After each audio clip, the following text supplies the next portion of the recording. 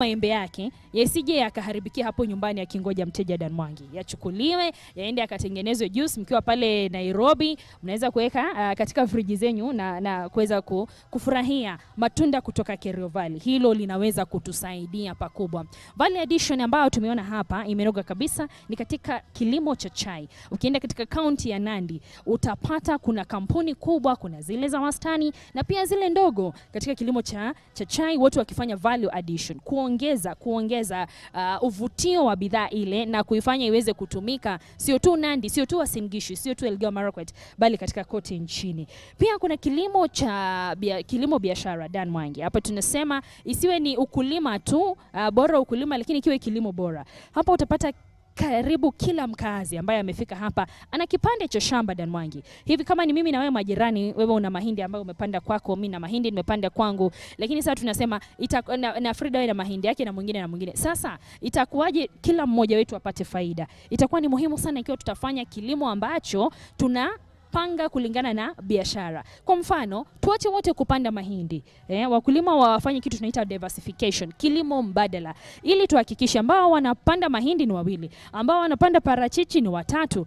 Hivyo huyu wa mahindi atakuwa ana soko kwa huyu wa parachichi, huyu naye wa parachichi ana soko kwa yule wa mahindi. Hivyo basi tunaona haya ni masuala ambayo yakizungumziwa Dan Mwangi katika media ya michana itakuwa ni muhimu zaidi kuweza kuchangia ubora ama kuboresha ugatuzi katika serikali za kaunti, hasa maeneo haya kaskazini mwa bonde la Ufa. Swala lingine Dan ambalo tutakuwa tukiangazia na pengine rais atalizungumzia pamoja na gavana mwenyeji ambaye pia ni Jonathan Biwa, kaunti ya Uasin Gishu, ni lile swala la capacity building. Je, tuna miundo misingi kama kaunti iliyowekwa ili kuhakikisha kwamba tunaweza kutekeleza ndoto hii ya ugatuzi? Je, ni mikakati yapi imewekwa? Manake kama tutakuwa na mtu kama CEC kwa mfano, huyu ni waziri wa county, ama tutakuwa na chief officer, huyu ni katibu wa county wa wizara. Je, tuna miundo misingi pengine ya kuweza kuwaelimisha kwanza? Manake hawa ni watu ambao katika miaka ya nyuma hawajakuwa mawaziri. Bado ugatuzi ni mchanga. Hutafika pale unapofanyiwa interview uanze kusema nilikuwa waziri Nairobi ama nilikuwa waziri Mombasa. Ni jambo geni. Je, Dan, unahisi kana kwamba kuna miundo misingi bora imewekwa pindi tunapokuwa na serikali za kaunti, wale ambao wameajiriwa katika hizi nyadhifa wanaelewa fika masuala ambayo wanaweza kufanya ili kuendelea kubembeleza mtoto huyu wa ugatuzi hivi sasa na miaka 10 ili aweze kukua na kumea na kuelewa vizuri ambayo yanatarajiwa katika kutekeleza ugatuzi? Quite honestly, it's a mixed bag if you ask me. We have those people who are very keen and have understood and internalized the value of devolution and are keen to make sure that that dream is achieved. But we have some of the bad crop who have, with evidence to back it, been the perpetrators of corruption or in different ways, be it the theft of public resources or nepotism, tribalism in regards to appointments. We talk about the issue of substandard products or just bypassing some of the processes for the benefit of a few people. So we've seen such kind of things which slow down devolution. So you can find, for example, if the president came today and was a chief guest and launched a certain project, then beyond the project, now the implementation and effecting it and what it's meant to gain is sort of slowed down or riddled in different issues, corruption or otherwise, or just substandard work, or just the people who get the contracts or the tenders to do this either are not good enough or end up getting caught up in challenges, some of which are genuine, such as when they are the subject of pending bills. You have somebody who has taken huge loans to do a certain project, be it a road project, agriculture, or a building market, or whatever it could be. But it gets to a point that money runs out and the government says, the county says it can't pay them because it doesn't have money, which is why the issue of pending bills has been a big deal. And last night when I was speaking to the governor of Uasin Gishu, and the thing is he said, he reiterated the fact that the counties have gotten their monies from the national government, and someone responded on Twitter asking, why do we have to make it sound like it's a very big deal, yet it should be the ideal, it should be the basic norm for pending bills to be paid, which shows that by the time we are celebrating so much just a normal thing happening or an unexpected thing happening, then it becomes a very tricky situation where you're like, it shows how far we are on some fronts from operating from the ideal. And so we are still here in Eldoret. We're still monitoring as we await the arrival of the president. We can see a lot of preparations here. Aside from the entertainment, we could see the ambassador of the United States to Kenya, that is Meg Whitman, who has already arrived. And we could see that she is among those who are greeting the guests as they're coming in. So it's a good sign to show that we are getting closer to the formal event beginning, as we wait to see and to hear what is going to be said here. And beyond seeing and hearing what will be said here, again, we look to see what is going to be done on the ground by the different governors, different senators, members of county assembly, the public, the different partners, be it development partners or otherwise, where we have the data from the COG shows that, from the report shows that the average age of Kenyans is 22, but the average age of a farmer is 55. So even as Lois tells us that we have come here and we are enjoying seeing the farms, we have a challenge where we are having farms full of old people who are engaged in it, and the young people probably want to get involved in different ways of making money or different ways of just earning a livelihood.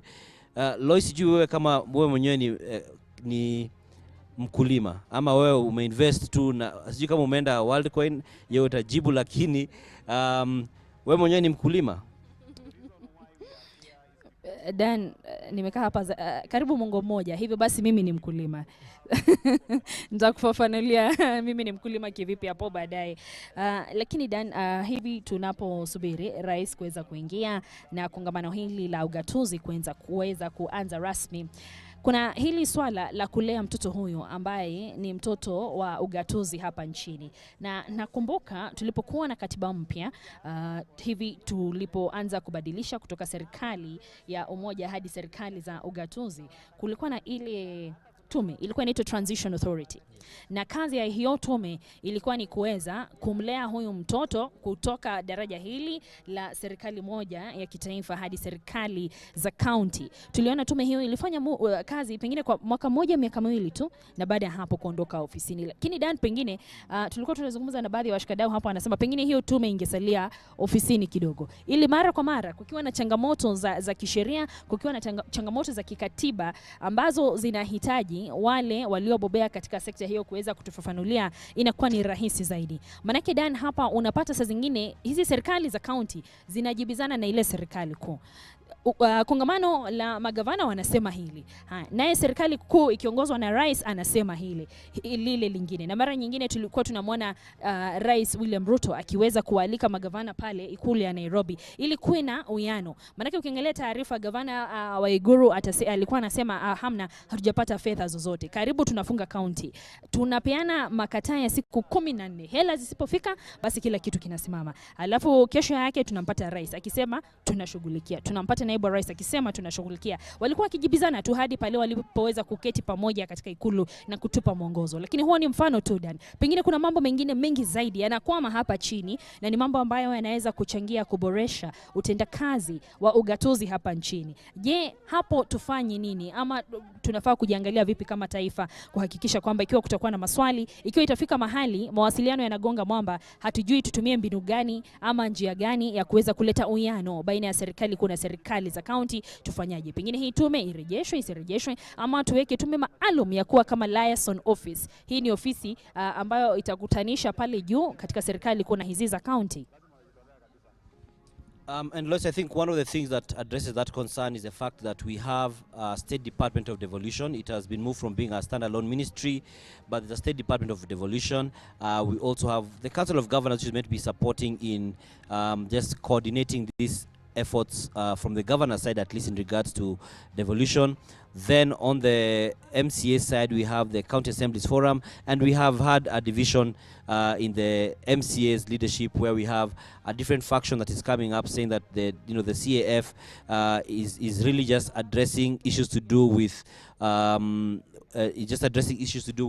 the speakers. It's like they claim it's a small clique, and so they came up with a different outfit, a different group, which had a meeting. At this meeting, the PS for Devolution was actually chased away sometime in Nairobi. And so it shows you how, one, topical and politically sensitive devolution is, and everyone wanting to have their voice heard in a way that they feel is gratifying to them. Otherwise, it becomes just a circus, and just people being given attention or just being given resources they can't really access, so to speak. And I think that, like I've mentioned about political interference, is the concern that sometimes devolution is being slowed down because of political interference. We've seen cases where in the previous administrations where we've had governors who may not be as aligned to the national government, to the president stroke the executive, will have a bit of a hard time getting by and even delivering some of their promises, because some of the things that they need to execute are in collaboration with the national government. So once you have that kind of a situation, it becomes a bit of a headache, if not a big deal, a significant headache for them when it comes to being able to implement the things they want to implement. So also there's an element of people in Kenya still not having a full understanding of how devolution works. Kuna wale ambao wanaona barabara fulani na wanasema hii barabara ni ya, hawajui kama ni ya national government ama ya county, wao wanasema tu governor hujafanya kazi, na labda wakati huo ni ya serikali kuu. Hiyo barabara inafaa kuwa inatengenezwa na serikali kuu, lakini unapata governor ndiye anaumia. Na just different kind of scenarios where we find Kenyans not knowing who exactly the backstops on some of these things. We've seen counties being very keen on absolving themselves of fault when we don't have medicine, for instance, or supplies in the hospitals, and they will argue and say it's a KEMSA situation. We don't have access because KEMSA has not supplied etc. KEMSA will say they have debts, but as we know, KEMSA has also been riddled by a lot of corruption. And an unfortunate thing to say is that it's not a unique thing to that agency in government. It's a pretty common thing, unfortunately, in different parts of government. And I think this is one of the things that Kenyans are just keen on seeing, and some have already vocalized saying they'll use this as a benchmark on the success of any leadership in terms of stemming corruption. And so we do look to seeing how this will actually be addressed in a very tangible way, as we even look at things like, I talk about the future generations. And even before we get there, I believe the president is about to arrive here. But you can see a number of governors who've already arrived and who've already taken their seats. We do know that we also have had different cabinet secretaries already at the venue. We're also looking at different PSAs, so this place is pretty much government heavy, so to speak, but also has representatives from different private sector organizations, as well as international support organizations or countries. Like I said, we've seen the US ambassador to Kenya, that's Meg Whitman, who's already here. So it's pretty much ideally meant to be a very inclusive conversation. So we look to see how far this inclusivity goes and how well-rounded and holistic the conversations are in regard to just addressing the matter. So the president is already at the venue of the conference. He's been taken through some of the stands where he's seeing some of the exhibitions by different people who have set up their exhibitions, showing their wares or just displaying some of the services they provide, which have relevance to this event and relevance ultimately to devolution, and because we know that devolution is pretty much the gospel that has been preached here for this week, as we try to see how to make this work, how the vision that was perceived by the draft of the Constitution when they brought in the devolution aspect did. And so at this point, I'm going to hand over to Frida Mwaka, who's standing by on a different side of this venue where we have the conference, and I believe she has a conversation to hold there as we just monitor the president's arrival and then get into the main event. Kichuna, kwako sasa.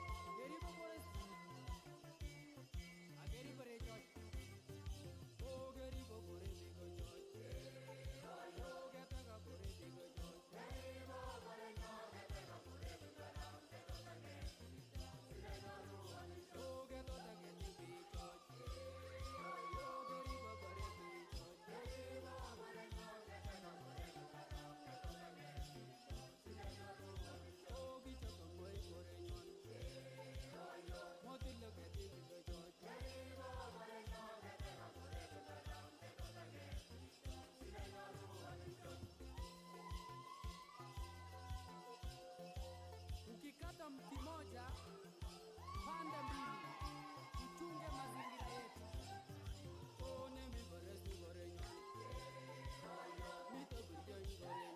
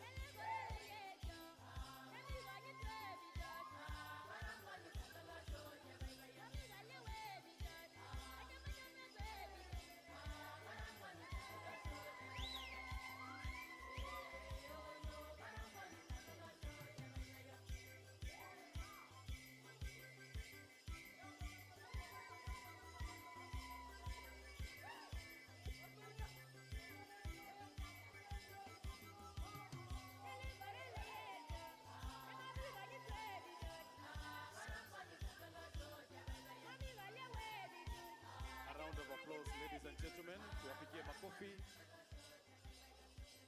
Asante. A round of applause to that team, ladies and gentlemen. Thank you very much. If you can hear my voice, wave to me kindly wherever you are. Good afternoon. Good afternoon, everybody. Thank you very much. So, His Excellency the President is about to join us here, and I need to once again provide some guidance on what is expected of us when he comes in. My name is Boni Musambi from State House and State Functions. And so when His Excellency comes in through that direction, we will all be upstanding. And we will also be clapping for him. He's our president. As soon as he gets in and takes his spot, we will have the national anthem of Kenya and the EAC anthem as led by the Presidential Escort Unit Band. We will remain standing for prayers. We have a bishop and a sheikh who will guide us in prayers. And soon after, we shall then take our seats. After that, we'll be guiding you in terms of the speeches. For now, we kindly urge everybody to be seated, to be in the tent. Let us not have movements outside the tent so that we have order. We wish to invite everybody. We wish to ask you to be happy. This is a very, very important occasion. Kwa wale ambao wanaelewa lugha ya Kiswahili, naomba kutangaza kwamba Mheshimiwa Rais wa Jamhuri ya Kenya, Daktari William Samoei Ruto, atajiunga nasi wakati wowote. Tayari yuko katika uwanja na anapitia exhibitions mbalimbali. Atakapoingia Mheshimiwa Rais, omba kwa heshima na unyenyekevu, kila mmoja asimame na tumpigie makofi na tumshangilie hadi afike katika eneo lake. Atakapofika Mheshimiwa Rais, tutahitajika kupata wimbo wa taifa wa Kenya na wimbo wa taifa wa Jumuiya ya Afrika Mashariki. Punde baada ya hapo tutasalia kusimama ili tuongozwe kwa maombi na bishop na sheikh. Tutaketi baada ya hapo na kisha utapewa mwongozo wa hotuba jinsi zitakavyokuwa. Kwa sasa ombi langu ni kwamba wale tulio nje tuweze kuingia ndani ya hema ili tupunguze kutembea tembea kwa minajili ya usalama. Asanteni sana kwa utulivu wenu na tunaomba tufurahie shughuli ya leo. Asante. Tuendelee na muziki.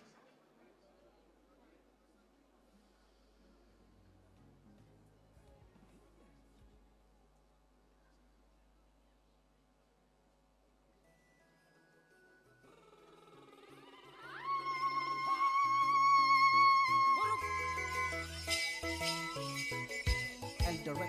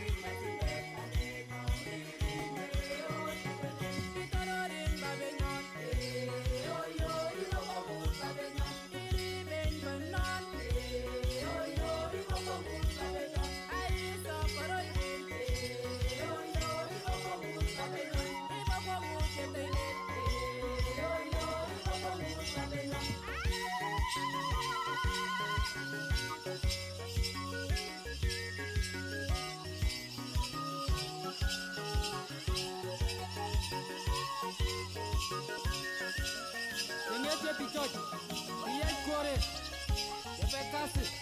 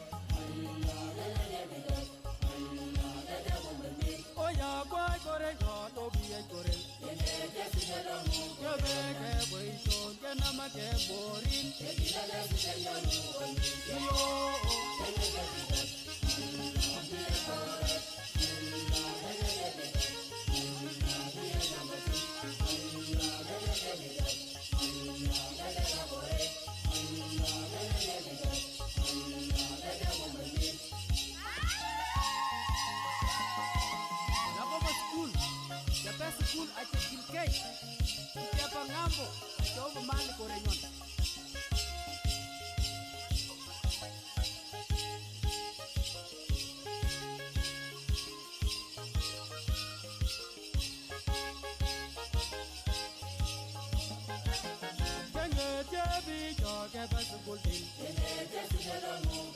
Kasoma lagoja kupangamo. Kasoma na.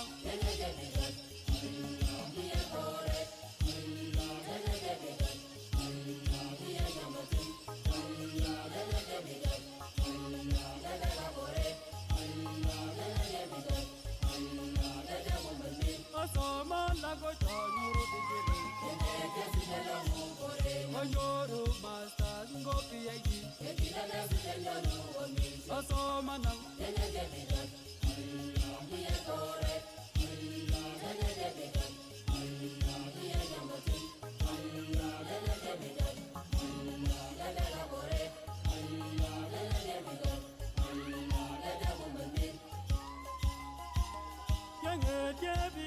Jebe zogoli Yenege sidelo ngukore Yeyo tabiya chare ngokore nyon Yegilele sidelo ngumisho Yo Yenege bigan Ndiye kore Yenege bigan Ndiye nyamatin Yenege bigan Lele labore Yenege bigan Lele gumani Ke olde matunda kukarobiyo Yenege sidelo ngukore Yenyoru robuyo kujomisho Yegilele sidelo ngumisho Yo Yenege bigan Ndiye kore Yenege bigan Ndiye nyamatin Yenege bigan Lele labore Yenege bigan Lele gumani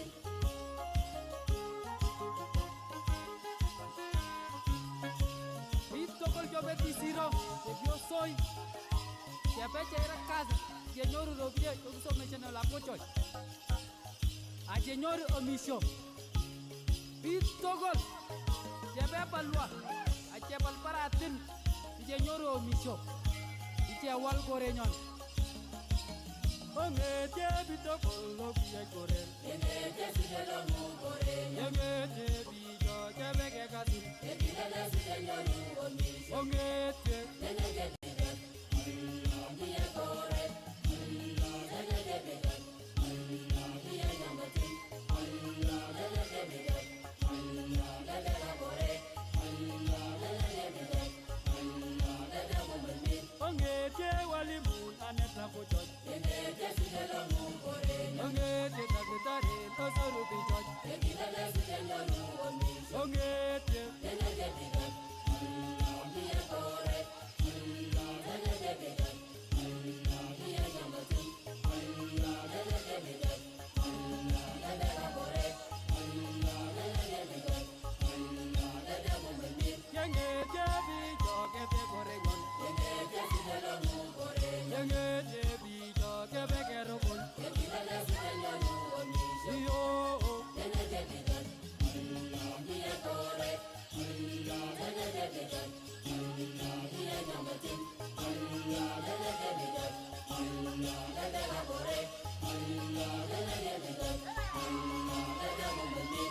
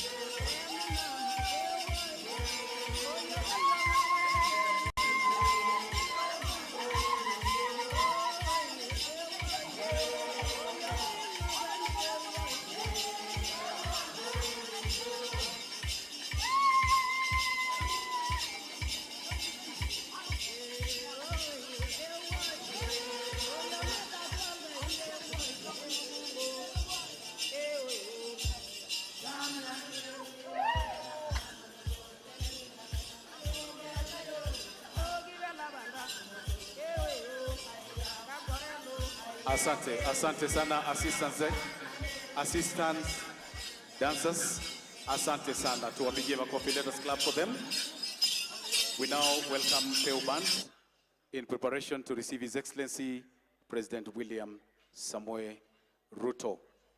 At the same time, I now invite Michael Gitonga to take over the program. You're welcome.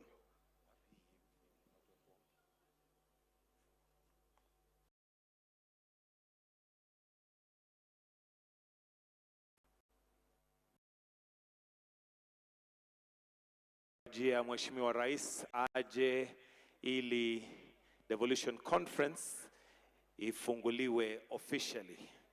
Yuko karibu kuingia, kwa hivyo akiingia tutaomba sote tusimame ili kwa heshima tumkaribishe Mheshimiwa Rais.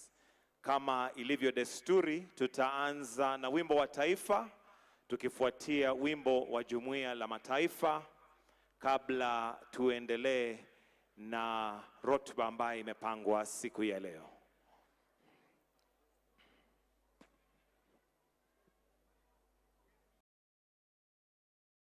We now await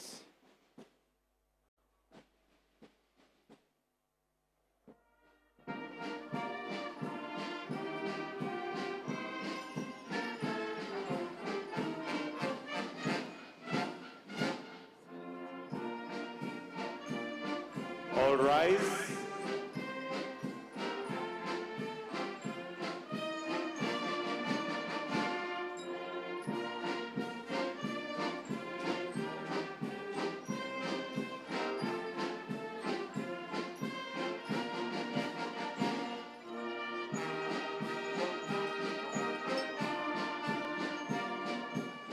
His Excellency the President.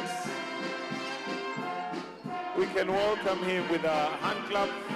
Karibu sana Rais.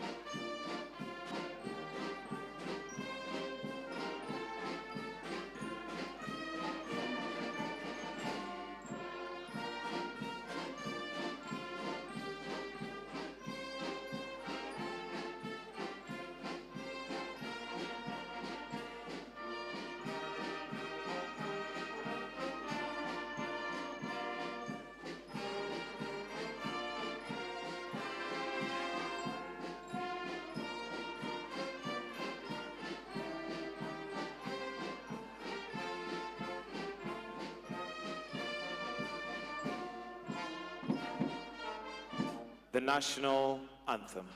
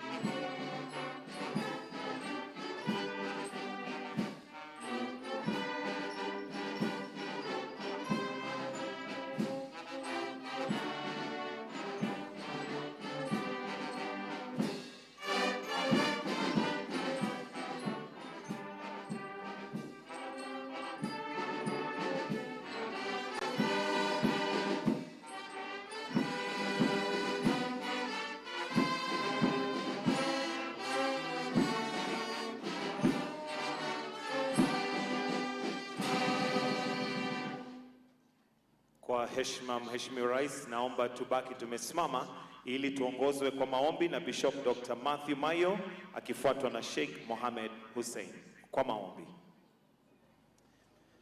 Baba Mungu, katika jina la Yesu Kristo, tuaja mbele zako mjana wa leo katika kikao hiki cha conference ya Devolution. Baba Mungu, ninaomba baraka katika kongamano hili, ya kwamba Baba Mungu, kila mnenaji utamuongoza na kumbariki. Bariki wote ambao wamehudhuria, na neema yako iwe juu ya hii kongamano. Baba Mungu, nailete mkononi mwako serikali yetu kuu, ya kwamba Baba Mungu utatubariki tukiwa taifa la. Baba Mungu, naombea baraka kaunti zote 47, ya kwamba Mungu mkono wako wa ajabu iwe juu ya taifa hili. Mtumishi wako Musa akaomba akasema, Mungu, kama uwepo wako aenda pamoja nasi, ni heri tukae hapa. Tuomba Mungu ya kwamba tukiwa taifa, uwepo wako uende pamoja nasi.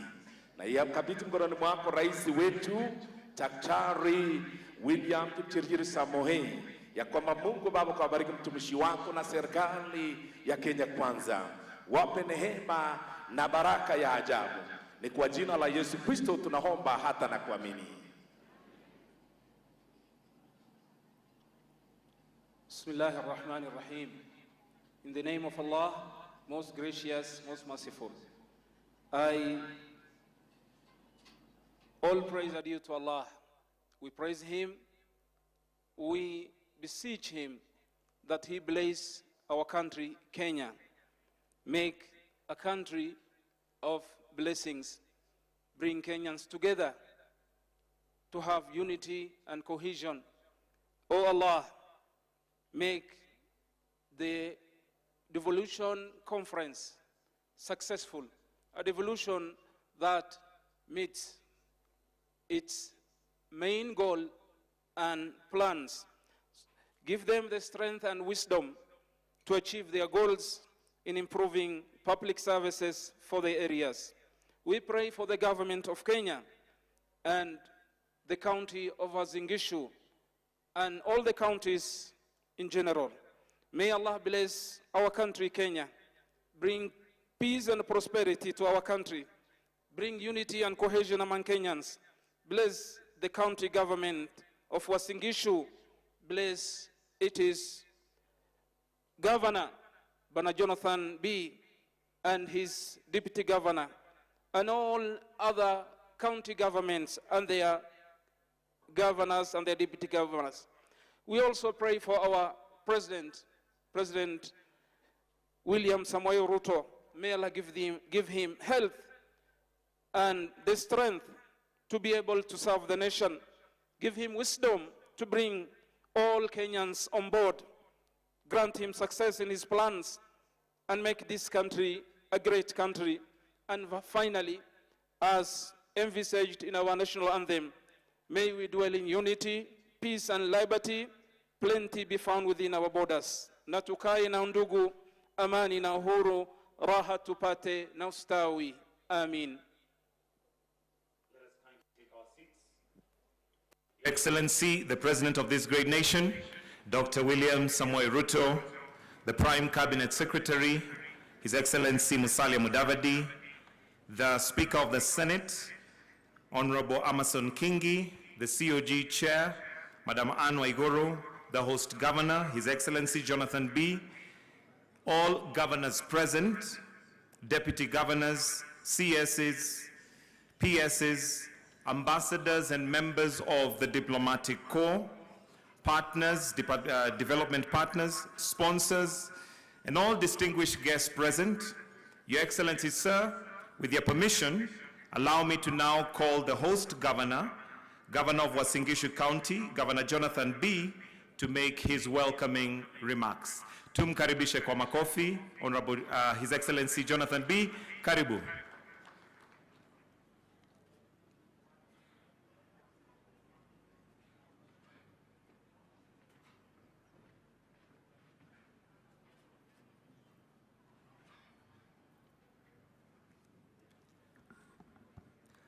Your Excellency, the President of the Republic of Kenya, Dr. William Samoei Ruto, Your Excellency, Speaker of Senate, Amason Kingi, Honorable Dr. Moses Wetangula, Speaker of the National Assembly, Excellency Governors, Prime Cabinet Secretary, Musalia Mudavadi, honorable members of Senate and National Assembly, representatives of the Constitutional Commission and independent officers, leaders of Uasin Gishu County and the greater region, ambassadors and high commissioners, principal secretaries, members of the County Assembly, all national government and county government representatives, private sector and civil society representatives, and development partners, international delegates, distinguished guests, ladies and gentlemen. I wish to extend a warm welcome to Uasin Gishu County, affectionately known as the Champions, where the spirit of devolution pulsates with unmatched vigor. Our county, renowned as an agricultural hub, has always been and continues to stand as a home of prominent farmers, world record-breaking athletes, business, and welcoming people. It is a pleasure to have you all here. Karibuni sana. Today marks a significant milestone as we gather under the banner of progress, collaboration, and a shared vision at the first biannual Devolution Conference. This event is particularly meaningful as it returns to our county after impressive years of 94. 94 years, we will have this kind of conference again to come to Uasin Gishu. I am honored to stand before this as esteemed assembly, hosting the banner of unity and progress that resonates with all of us. Let us make a moment to acknowledge transformative power of devolution and extend my appreciation to His Excellency President Dr. William Samoei Ruto for his unwavering dedication to this cause. Devolution is more than a mere political or administrative concept. It embodies the very spirit of our nation. It encapsulates the principles of democracy, inclusivity, and grassroots governance that form the bedrock of our national growth and development. This conference stands as a testament to the strides we have made in nurturing the principles and our collective commitment to steer Kenya towards greater prosperity through the devolution of power and resources. Ladies and gentlemen, education, infrastructure, health, and agriculture are the cornerstones on which our nation's future rests. In Uasin Gishu County, we have witnessed these sectors flourish under the nurturing embrace of devolution. A prime example is the school feeding program for early childhood education development, ECDs, locally known as Maziwa ya Koti Moja, which has led to remarkable increase in pupil enrollment and exemplified by 40% growth in our schools within Kapseret sub-county. Our commitment to education has yielded empowered minds and skilled workforce. We have recently confirmed our ECD teachers on permanent and pensionable terms, which has boosted their morale. Ladies and gentlemen, our ambition extends further under the visionary guidance of His Excellency the President. The establishment of county aggregation industrial parks and export processing zones holds the promise of transforming employment and opportunities for our youth and attracting vital investments. Substantial progress has made with 135-acre piece of land earmarked for development. As we engage with prospective investors, we eagerly anticipate the manifold benefits these endeavors will bring to our county. Our infrastructure projects have redefined connectivity and accessibility. Well-maintained roads and modern transportation networks have turned Uasin Gishu County into an economic hub within the wider North Rift region. Through these investments in connectivity, we are fostering regional integration, economic growth, and efficient movement of people, goods, services, and ideas. Ladies and gentlemen, medical tourism has been a cornerstone of our county. We take pride not only in having top-notch hospitals, but also in innovative technology-backed healthcare systems. enhancing maternal and child health services, and improving disease prevention and treatment remain vital pillars in our Nguzo Kumi manifesto, which is now implemented as a third county integration development plan. Our county's fertile lands have consistently yielded abundant harvests, solidifying Uasin Gishu County as the nation's breadbasket. Timely provision of essential farm inputs has ignited optimism among our farmers. This year, our fields are abundant with maize harvest and the sight of farmers proudly displaying their produce in photographs exemplifies the positive change fostered under the Kenya Kwanza administration. In the midst of our devolution accomplishments, I urge all of us to center our discourse on fundamental matter, bolstering service delivery through performance management.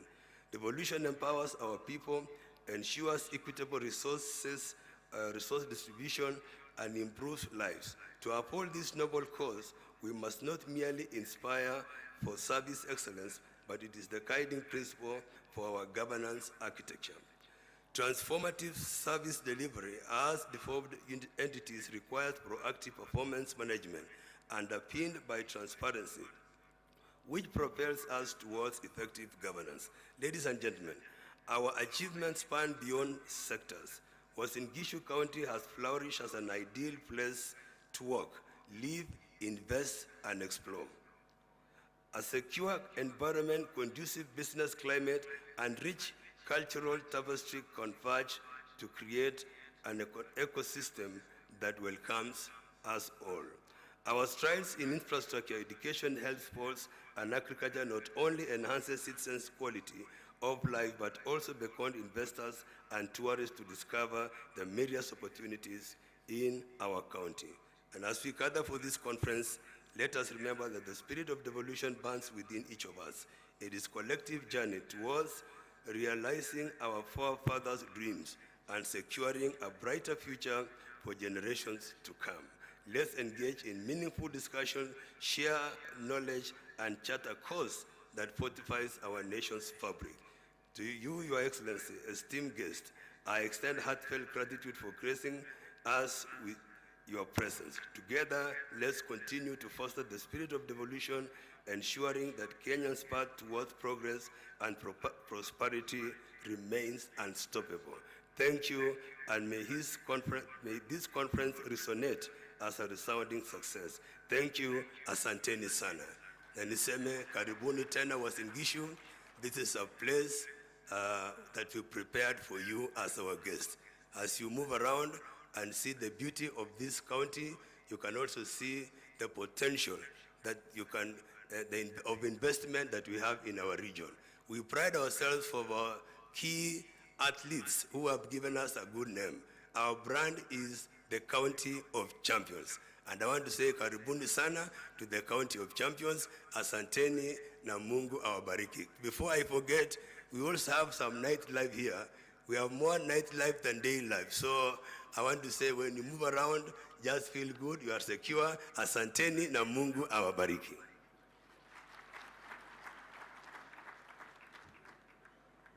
Thank you very much, Your Excellency Jonathan B. Next, Your Excellency, I would like to call upon the whip of the council, and that is Governor Stephen Sang, Governor Nandi County, to come and make his remarks and also run the program from here. Let's give him a clap as he's coming. Welcome, Governor Sang.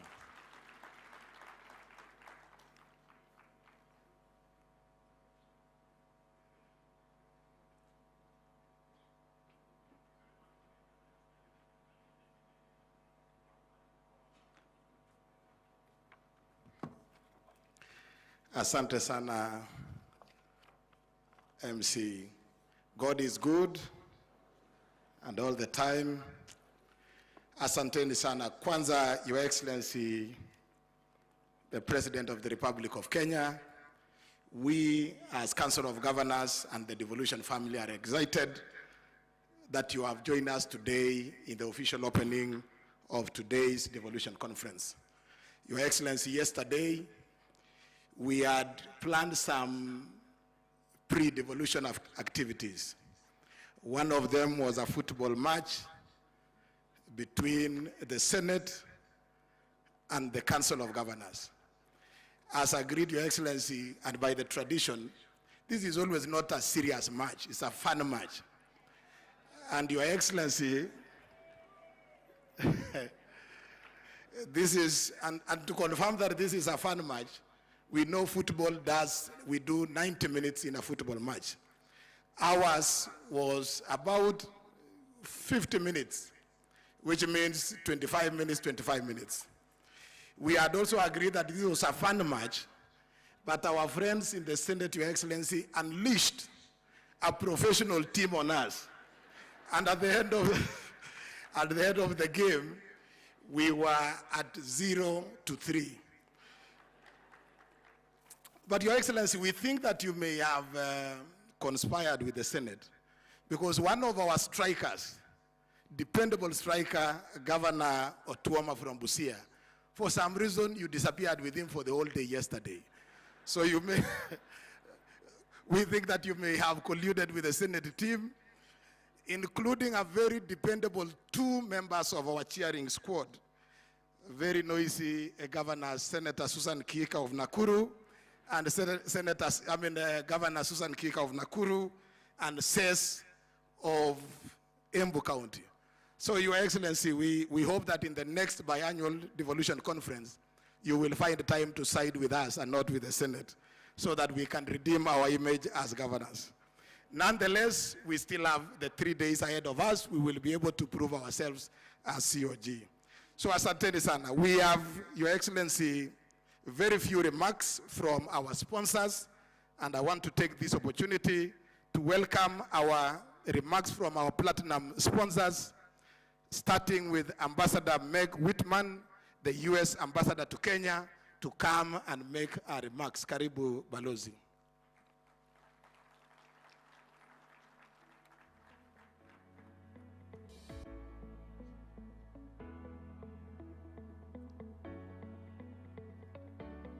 Thank you very much. Abare Saleo, good afternoon. President Ruto, governors, distinguished guests, the best sentence in the English language, all protocols observed. It is a pleasure to be in Eldoret at this Devolution conference, my first, and I'm delighted to have this opportunity to speak to you today. Ushirikano wa Kenya na Marekani ni imara. Umajengwa kwa miaka 60 ya maadili na maslahi ya pamoja.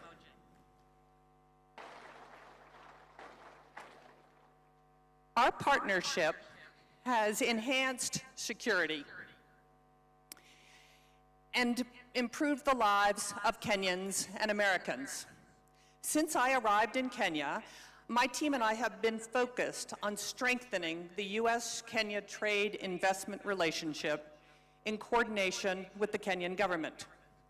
The presentation that you are about to hear is one that I have given many times over the past several months to encourage businesses to invest in Africa and Kenya. I want you to hear the pitch too, and hope that you use the data for your own pitches. And I welcome you to add your county to this story. And the story is, why Africa, why Kenya, and why your county? Whether that's Homa Bay, or Kilifi, or Nairobi, or Mombasa. Let us seize this moment to increase bilateral trade and investment to all our citizens. Now, just after I arrived, it became clear to me we needed to update the narrative on Africa. For example, when I was a CEO, I'll be honest, I probably thought about Africa 1% of the time. Many businesses I managed were elsewhere. But if I were back in the boardroom today, Africa would be on my radar for 2 very simple reasons: supply chain diversification and net zero emissions. If the war in Ukraine and the COVID pandemic taught us anything from a business perspective, it taught us that single sourcing your supply chain from any one country is not smart. Single sourcing is a recipe for supply chain disruption and shortage. Today, every company is looking for new places to diversify their supply chain. Now, what the war in Ukraine and the pandemic did to spur supply chain diversification, climate change has done for energy use. Businesses are pushing for net zero emissions to meet their climate change mitigation goals. And Kenya, as you know, generates 93% of its electricity from renewable sources, and this percentage is only going to go up with geothermal, solar, and wind investments. And to further emphasize this point, ponder these words from a CEO of a major consumer tech company who I hope to bring to Kenya. He said, "Supply chain diversification is now an essential element of our business, and so is the need to be totally green. In that sense, Kenya seems to offer us a 1-2 punch for success." Now, at the embassy, we've been doing a lot of trade and investment data analysis since my arrival. And what I have learned has been surprising and paints a far more dynamic business outlook for Africa than most Americans understand. And here are some data points that I found particularly interesting, and ones that I share often with American businesses. Why Africa is the first question American businesses have. By 2015, 1 in 4 humans, a quarter of the world's population, will live on the African continent, and 1/3 of the working age people will live on the African continent. It's the youngest population on the world. 60% of the population is under 25, and in my view, Africa is the last and largest emerging market and offers the last big supply chain and consumer prospects, much like the opportunities we saw in Southeast Asia 20 years ago. Now, that's how I'm talking about Africa to US businesses. Let's zoom in on how I'm talking about why Kenya should be everyone's destination in Africa. Kenya is the most stable democracy in Africa. Kenya is the gateway to the East African market of almost 500 million consumers. Kenya is the regional logistics hub. Kenya is the leading regional financial hub. And Kenya, with its Silicon Savannah and super smart engineers, is the region's ICT hub. Kenya is a leading destination for foreign direct investment and venture capital. And Kenya has a young, educated, entrepreneurial, and English-speaking workforce. Kenya generates, as I said, over 93% of its energy from renewable sources, and Kenya's largest export market is the United States. Let me repeat, Kenya's largest export is the United States, and we feel Kenya is ready for liftoff as it diversifies. Let me unpack a couple of these areas. Democracy. I arrived in Kenya days before the August 22 general elections. What I witnessed was nothing short of remarkable. Kenya held what many analysts and commentators say was the freest, fairest, and most credible election in Kenyan history. The elections were observed by international and local election organizations, and the results were upheld by the Kenyan Supreme Court, and power was transferred orderly and peacefully at the time. Now, gateway to East Africa. As I said, Kenya is the gateway to East Africa. 80% of East African regional trade passes through Kenya's Mombasa port. In addition, Jomo Kenyatta International Airport in Nairobi is the busiest airport in East Africa, served by 40 passenger airlines and 25 cargo carriers, including FedEx and DHL. Kenya also has some excellent infrastructure, such as the Standard Gauge Railway, a series of new roads, and modern ports. From a financial and technology hub perspective, Kenya is already the regional financial hub for East Africa.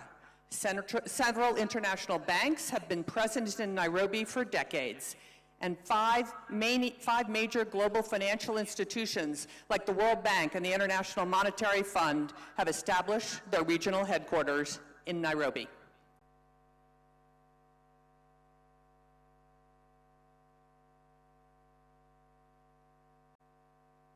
Silicon Savannah, and the Kenyan government is committed to establishing Kenya as the premier destination for tech sector in Kenya, including the names that you see on the screen.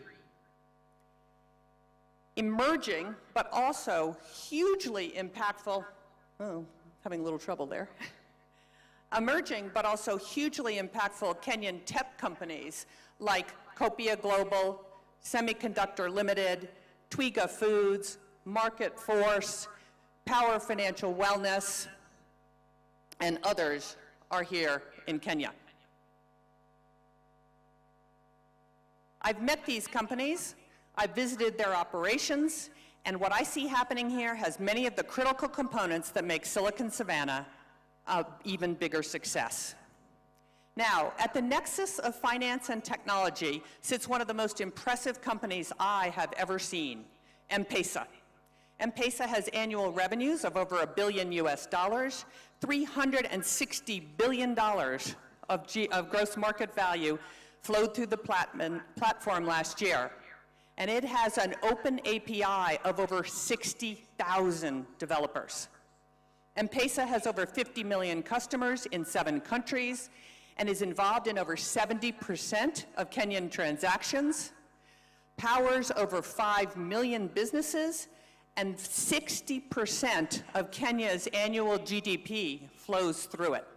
Let me say that again. 60% of Kenya's GDP flows through M-Pesa. And let me tell you, I know a little something about this industry, having bought and owned PayPal at eBay, and I assure you, M-Pesa is extraordinary.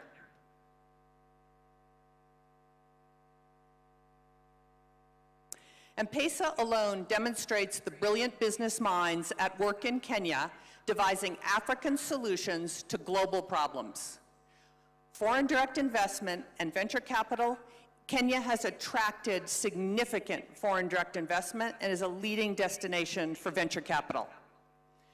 Interestingly, when venture capital flows decreased 35% globally last year, total funding in Africa actually increased 8%. Even more impressive, while venture capital to Nigeria was down 36% and essentially flat in South Africa, funding to Kenya increased by 33%. You go, Kenya. Adjusted for GDP, Kenya receives significantly more venture capital than anywhere else on the continent, generating roughly triple the venture capital to GDP ratios of Nigeria, Egypt, and South Africa. Unlike its continental competitors who attract predominantly fintech-led investments, Kenya venture capital flows are more diverse, led by e-commerce and clean tech, followed by fintech, agri-tech, and enterprise investments. And what's even more unique for Kenya, in 2022, Kenyan women-founded startups raised $146 million in equity, more than any other country on the entire continent. As I said, more than 90% of Kenya's on-grid electricity is currently generated from renewable sources, primarily geothermal, wind, and solar. A great example is Kapeto in Kajiado County. It's the second largest wind farm in Kenya, proudly supported by the U.S. International Development Finance Corp. And Power Africa.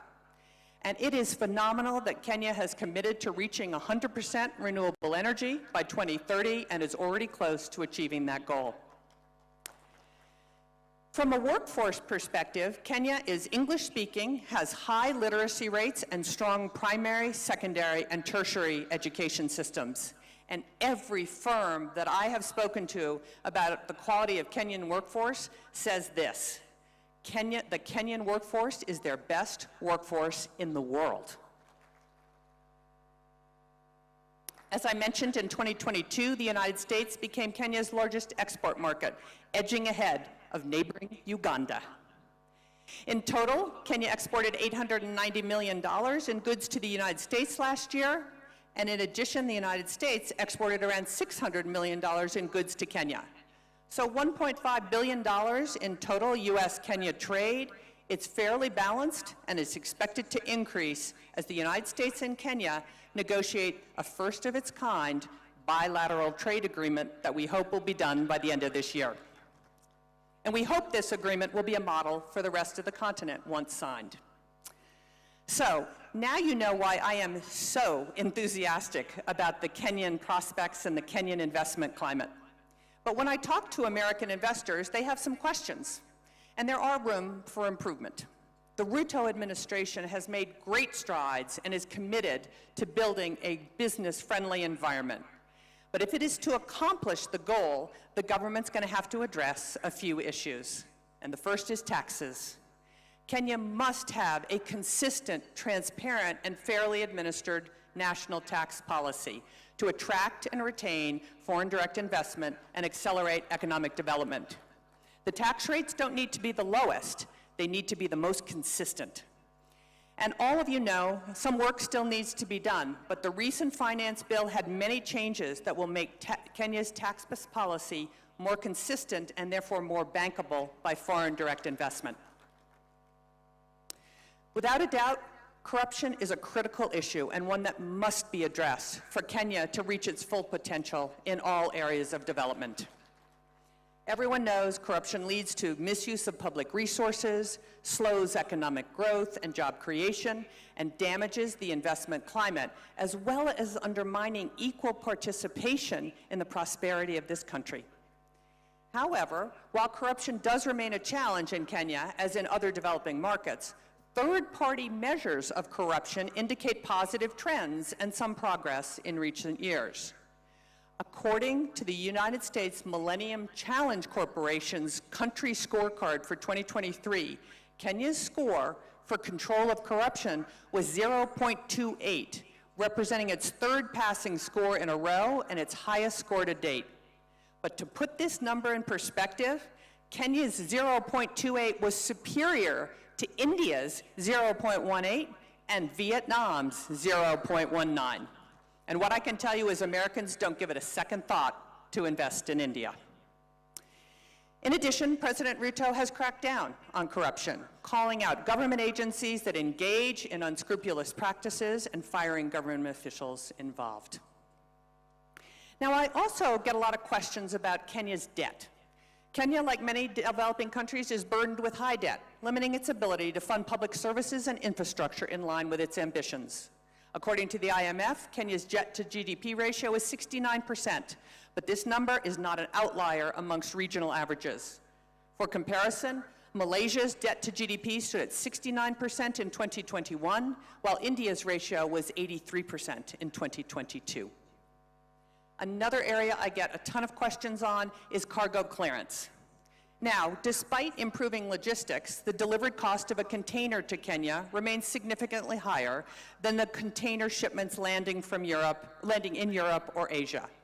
So there is room for improvement on cost, but here's a great fact. Back in 2010, it took over 11 days to clear a container at the port of Mombasa. Today, it takes 3.5 days. And this reduction has occurred despite cargo increasing over the past 5 years from 27 million metric tons in 2016 to nearly 35 million metric tons in 2021. So this is an important thing for Americans. This is an excellent opportunity, I think, to put to rest the argument that Kenya is not a manufacturing country. True, Kenya has room to grow in this sector, but manufacturing is happening here.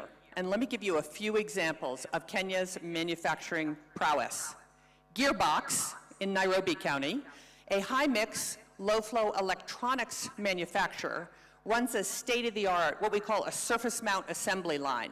And in November of 2022, began manufacturing Raspberry Pi's Pico product for the African market. Gearbox's production quality, catch this, meets or exceeds that of Raspberry Pi's other production sites in Wales and Japan, producing a first pass yield of 99.6%. Semiconductor Technologies, a US-owned semiconductor manufacturing and nanotechnology company in Nyeri County, is growing rapidly and has hired more than 80 Kenyan engineers in the last 12 months. Kenya's Revital Healthcare in Kilifi County is one of the largest manufacturers of medical products in Africa, producing 48 devices and exporting to 28 countries. Isuzu has operated an East Africa assembly plant in Nairobi since 1977, selling more than 90,000 units with more than 15 models. And there's also a robust and growing e-mobility manufacturing assembly industry in Kenya. Kenya is the future for Africa's 2- and 3-wheel e-vehicles and e-buses. And lastly, when we talk about trade, we have to talk about apparel and apparel manufacturing. Last year, Kenya recorded its highest ever apparel exports to the United States, over $540 million, employing nearly 200,000 Kenyans, mostly young women. Leading U.S. apparel brands sourcing from Kenya include PVH, which includes Tommy Hilfiger and Calvin Klein, Contour, which includes Lee and Wrangler, and several more, including Walmart and Levi's. And what we hear from these brands, they want more Kenya apparel manufacturing, both because of the high quality of labor and Kenya's leadership in renewable energy. Brands are steadily moving production operations to Kenya from Sri Lanka, Bangladesh, Ethiopia, and China because of what you have to offer. And more of this is on the way. I think apparel manufacturing may be the biggest near-term employment opportunity in all of Kenya. So clearly, there is something happening here. It's abundantly clear to me, and every day I try to make abundantly clear to the international audience that Kenya is open for business. Over the past year, the Kenyan government has been implementing real measures to improve economic conditions and create a business-friendly investment climate throughout the country. Following months of deliberation and consultations with the political and the business community, President Ruto announced the following reforms at the March American Chamber of Commerce Business Summit. A consistent, fair, predictable, and enduring tax regime. Alignment of Kenya's data protection regulations with the multilateral global cross-border private rules framework. A 6-month deadline for KRA to either pay all verified tax refund claims or provide offsets. Elimination of the VAT on export services. Elimination of the domestic equity requirement for ICT companies. Removal of tax on stock-based compensation for employees of all startups. And commitment to adhere to the OECD 2-pillar solution framework for digital services tax. And finally, a commitment to revitalize Kenya's special economic zones to maximize their competitiveness, and more reforms are in the pipeline. As you can see, there is so much opportunity in Kenya, and an opportunity to bring the US and Kenyan businesses closer together. All of what I'm about to announce has happened in the last 12 months. In agriculture, Del Monte, the largest private sector employee in Kenya, has invested $5.5 million in a new state-of-the-art fresh fruit packing facility in Kiambu County. Kentegra, a US-Kenya company on the forefront of restoring Kenya as the leading producer of organic insecticide, is building a new $15 million pyrethrum refinery in Nakuru County, benefiting over 90,000 farmers. Regen Organics, an incredibly innovative company founded by young MIT graduates, they're like 27, turning waste into fertilizer, fuel, and animal feed. They will expand their farm and organic waste collection, more than doubling their production of affordable, locally produced agriculture inputs, benefiting 10,000 farmers, and they're building a new $7 million factory that will create 500 jobs in Kakamega County. In apparel, the industry that continues year-on-year expansion, new partnerships have been launched with several leading manufacturing companies, including MAS and Mega, Coast Apparel, and UAL, and they will create at least 20,000 additional jobs and increase exports by 200 million in the next year. Many of these investments are in Machakos County. Best Corporation, also in Machakos, will launch a new apparel manufacturing facility in mid-2023 with plans to hire 2,400 new employees. And NextGen will build a state-of-the-art apparel labeling and packaging facility that has already broken ground and will be operational in September. In ICT and innovation, CCI Global, the largest business process outsourcing company in Kenya, has doubled its workforce to 8,000. In the next 6 months, they'll add 4,000 jobs in Kenya, in Kiambu County, for American clients like United Airlines, Spirit Airlines, JetBlue, AT&T, and Shipt. In energy, Malele Energy, a US company, just concluded a deal to acquire part of the Turkana wind power project, one of the largest in Africa, and producer over 20% of Kenya's electricity in 2022, with huge plans for expansion. And last but certainly not least, in the medical pharma industry, the government of Kenya and Moderna finalized an agreement to build a new $500 million vaccine manufacturing facility in Kiambu County. This will be the only such facility on the African continent for Moderna and their first factory outside the United States. Moderna's investment should be a catalyst for the medical industry in Africa, producing over 500 million vaccines a year. All of this has happened in the last 12 months. So all you need to do, Mr. President, is do that again in the next 12 months. And there are more exciting developments happening every day. American sports associations like the NBA, the NFL, Major League Baseball, Major League Soccer, and the entertainment icon, the Grammys, are all currently looking for a home in Kenya. And the television and movie industries are discovering Kenya too. Everyone thinks Nigeria has the market on this, but just look at the fact that Kenya now has a Real Housewives of Nairobi.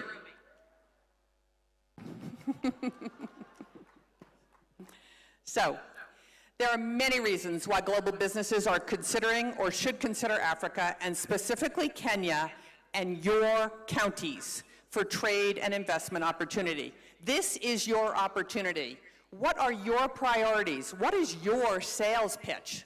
And as I said at the beginning of this presentation, when I was the CEO of HP, I only thought of doing business in Africa about 1% of the time.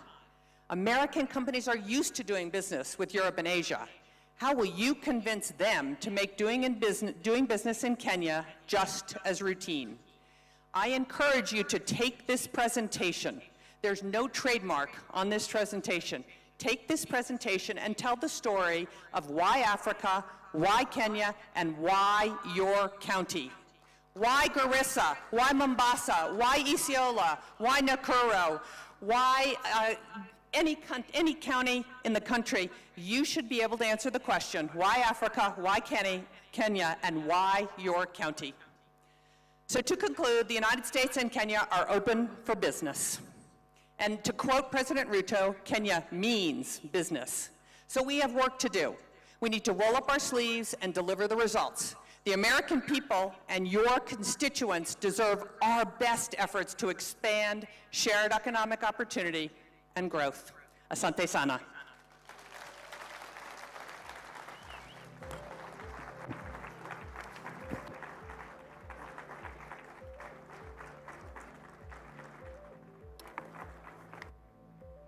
You will all agree.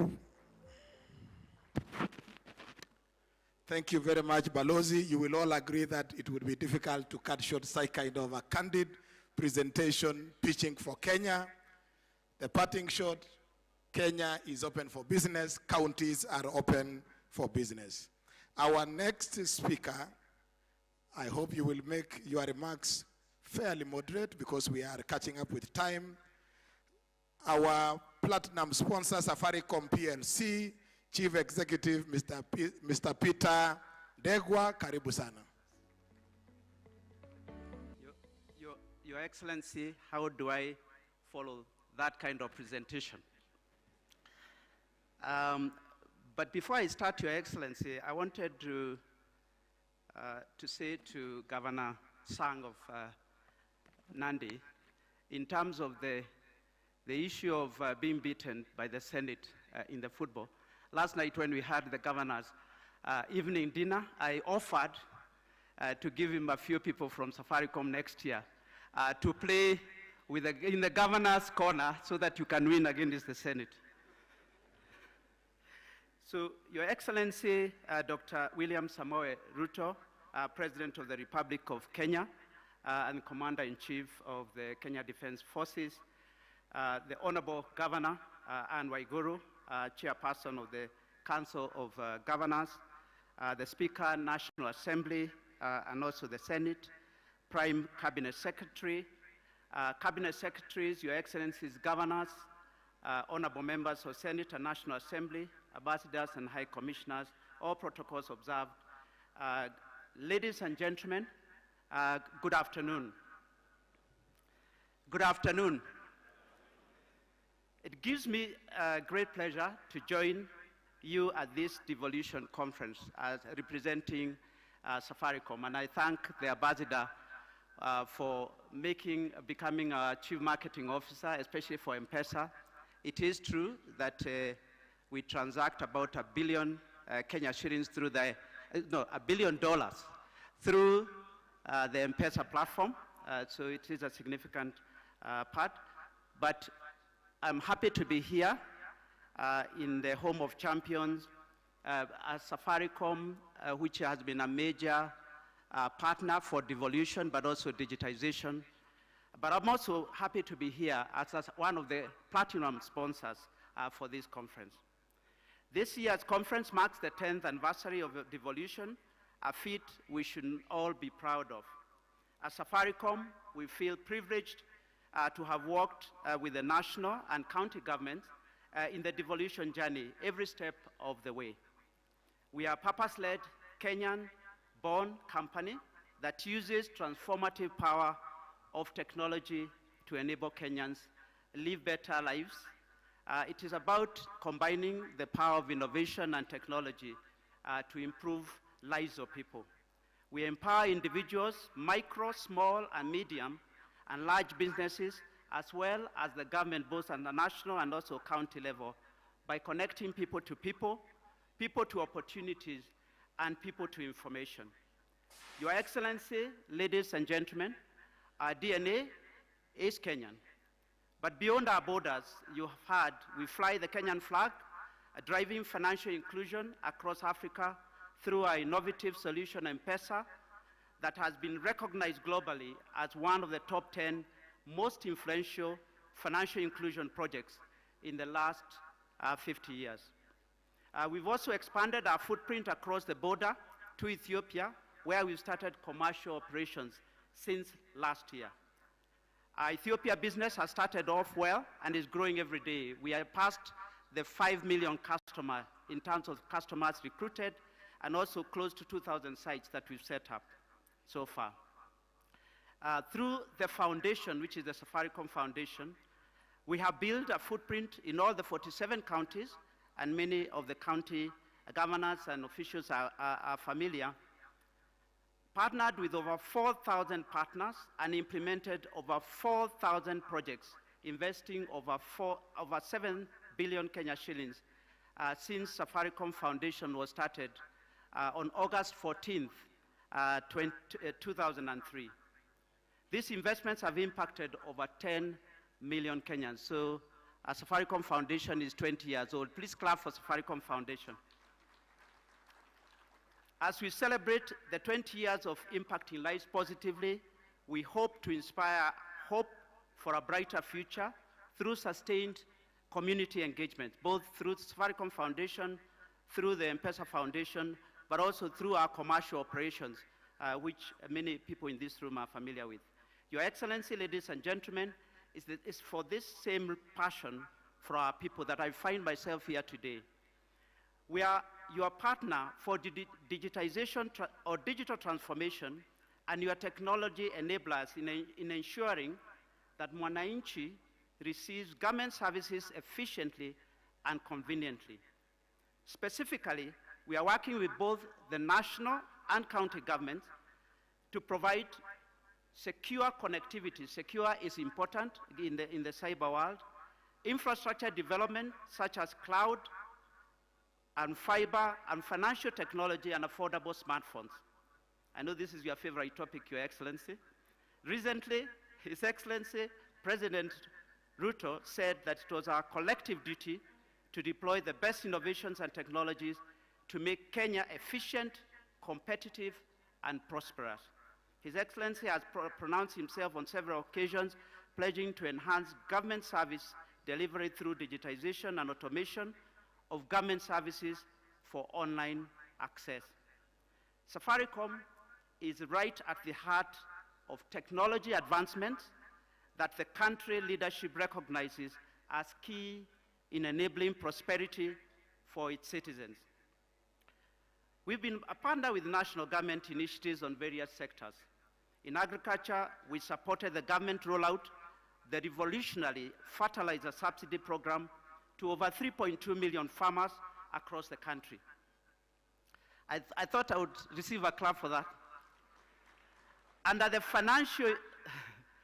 financial inclusion program, over 22 million Kenyans have benefited from the Hustler and Women Enterprise Funds, which we disburse on behalf of government. We have provided infrastructure, including our agents' network and payment services, that have enabled digitization of these services. I wanted to say that when the President launched Hustler Fund on the day of launch, we got 5 million attempts trying to get onto the Hustler Fund platform.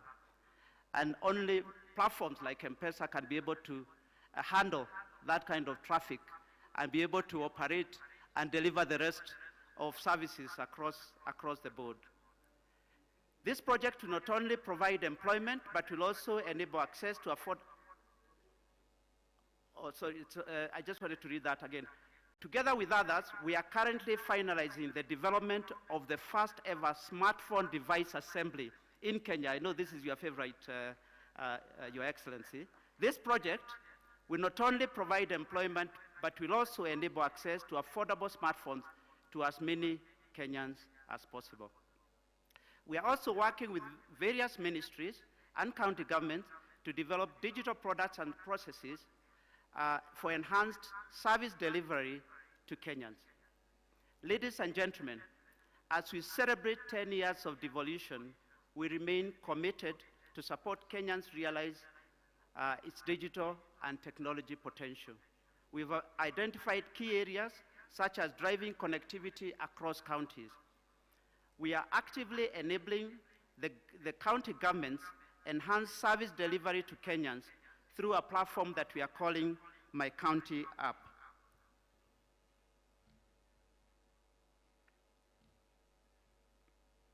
You can clap. I was trying to look for some notes. So in our engagement, I wanted to explain to you, Your Excellency, that in our engagement with the county government, we have identified one challenge we would like to address in partnership with the counties. By nature of their wide portfolio of services they offer to citizens, there are multiple technologies being adopted by multiple suppliers or providers. Hence, we are implementing a user experience initiatives that we are dubbing My County App that will allow counties to connect multiple services and multiple technologies and deliver a seamless user experience. With My County App, we can easily scale adoption of county digital services by citizens without having to launch multiple user channels. My County App is interoperable to many other government digitization programs. And there are 14 counties that have already been onboarded on My County App. We are also working with the national and county government to develop solutions in sectors such as water, healthcare, and agriculture. Last evening, we presented to governors the My County App, a technology solution that empowers citizens to seamlessly access county government services and engage county leadership, whilst at the same time enabling counties to grow their revenue through digitization of services. My County App was launched in Makueni earlier this year, and I'm told by Governor Kilonzo that it is making a big impact. It is an app where counties can collect and deliver services without having to to launch several apps for different counties or different services. Specifically, my county app will enable counties to broaden digital services scope, increase own sales source revenue due to better collection and service delivery, and most importantly, drive citizen engagement by allowing citizens to directly engage county leadership digitally. As I've said so far, 14 counties have connected to my county app and will continue to engage others. And as I've said, it is all interoperable with other digitization elements that the government is using. As I conclude, Your Excellency, ladies and gentlemen, I want to reiterate Safaricom is ready to work with your governments to ensure that no Kenyan is left behind in this digital era. I echo His Excellency's Ruto's call that we can help to deliver service to Kenyans from the comfort of their homes, chambers, or from their businesses. Your Excellency, for us to support Kenyans adequately, we also call upon the government to continue to creating policies that encourage investment, a conducive environment that will allow enterprise to lower their operating costs and also subsequently pass these benefits to customers. The industry has collectively invested in modern infrastructure which is widely spread across the country. Specifically, we, the telco industry, are investing heavily in fiber rollout as we seek to support your target of laying 100,000 kilometers of fiber optic cable. I call upon the county and national governments to harmonize on the different levy charges and rates that are charged by counties and other government organizations to enable fiber to be seamlessly delivered. In addition, we ask that the government classifies telecommunication, in particular fiber infrastructure, as critical infrastructure, because today, when roads are being constructed, fiber is cut and there is no consequence of cutting fiber, unlike power or water. This will ensure that the safety of these assets enable more investment to accelerate the rollout of fiber across the country. We remain committed to making a difference by supporting the economy through job creation, meaningful partnerships, and remain steadfast in paying duties and taxes to the government.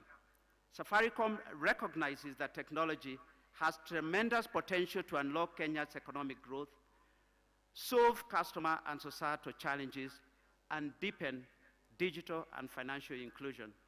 We will collaborate with the government towards projects and initiatives that seek to transform the lives of Kenyans. With these remarks, I thank you and I wish you all a very successful 2023 Devolution Conference. We are ready to be your partner of choice in digitization, and we are ready to partner to make the future of Kenyans brighter. Thank you very much.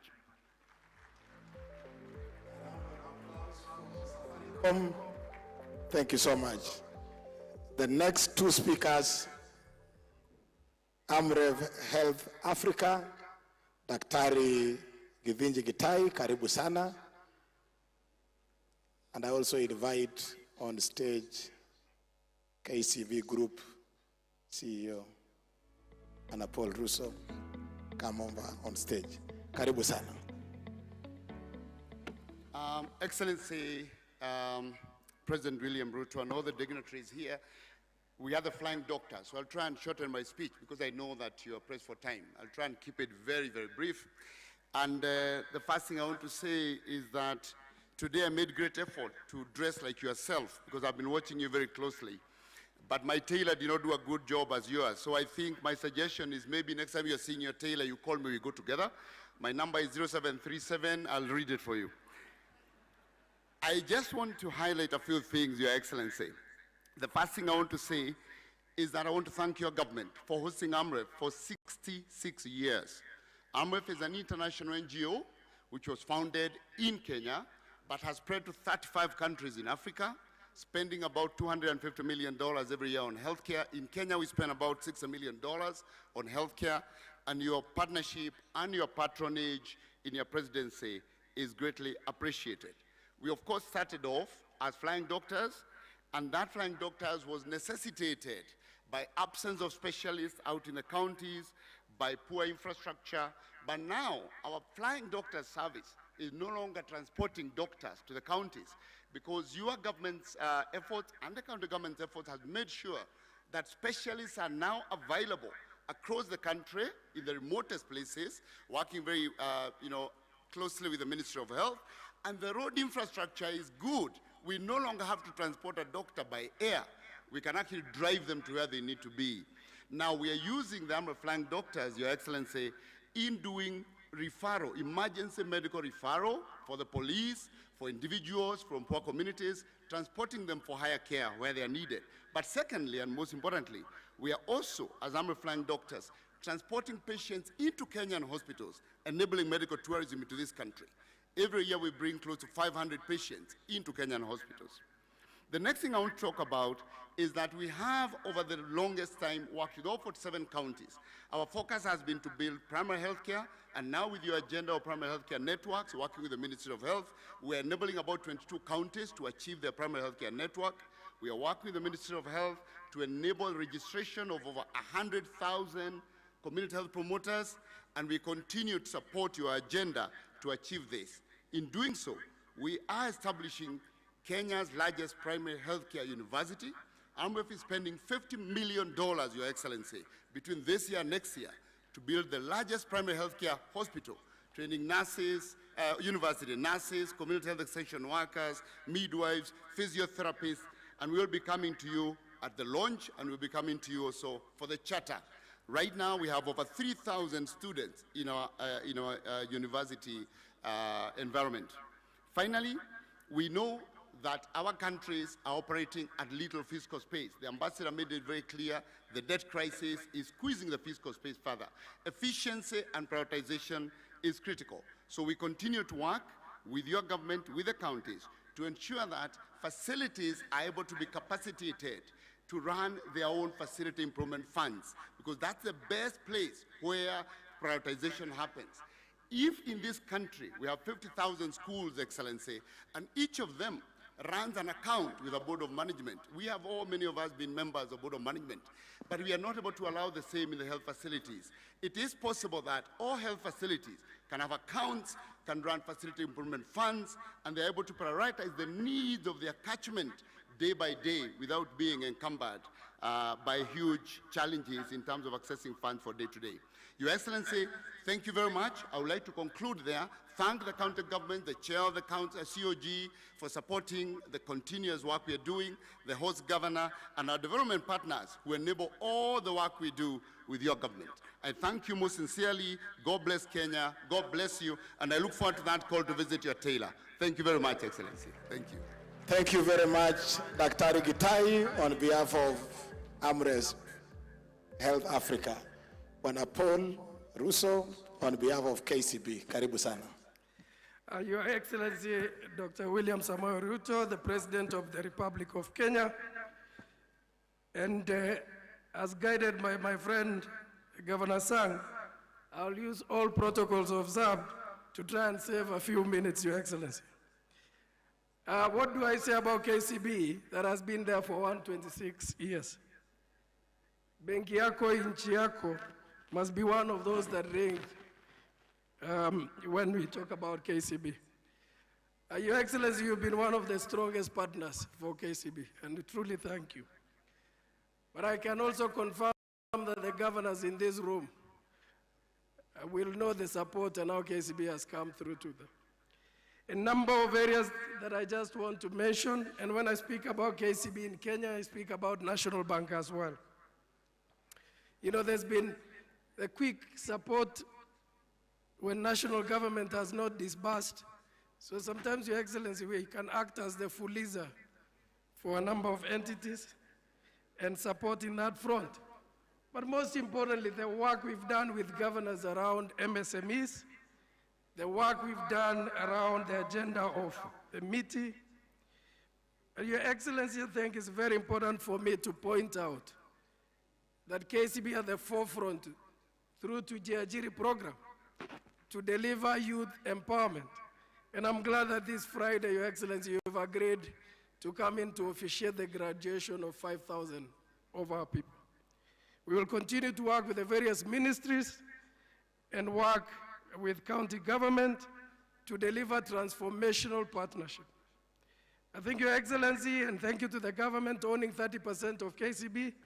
We are not short of capital to support business. I think our single obligor limit is 23 billion. You can imagine what you can do with that allocation. Finally, Your Excellency, in September, we are leading to bring venture capitalists from the US to Kenya to point on to opportunities for investments. One single thing I'll ask governors to support, particularly those who come from the area I come from, is to try and fast-track opportunities for title deeds, Your Excellency, so that those with allotment letters and running businesses can get better funding. I submit, Your Excellency, and I know I have opportunity to speak tomorrow. Thank you so much. God bless you. Thank you very much, CEO, Group CEOs of KCB. The next speaker, Your Excellency, is a friend of Kenya, a friend of the Devolution family, the outgoing ambassador, Denmark's ambassador to Kenya, and the chair of the Devolution Donor Working Group, Ambassador Ole Thonke. Karibu sana.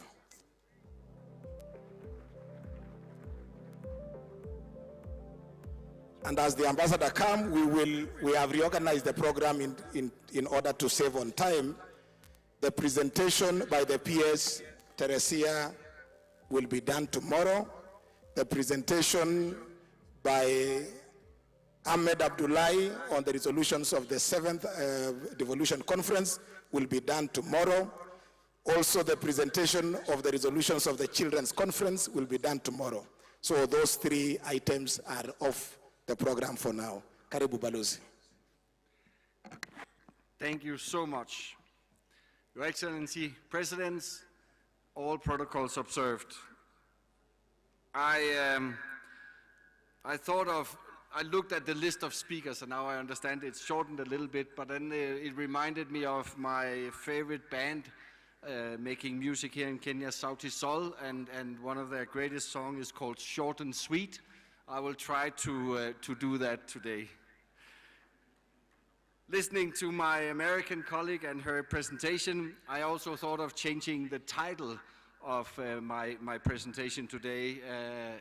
Instead of Why Africa, Why Kenya, mine will be Why Kenya, Why Devolution.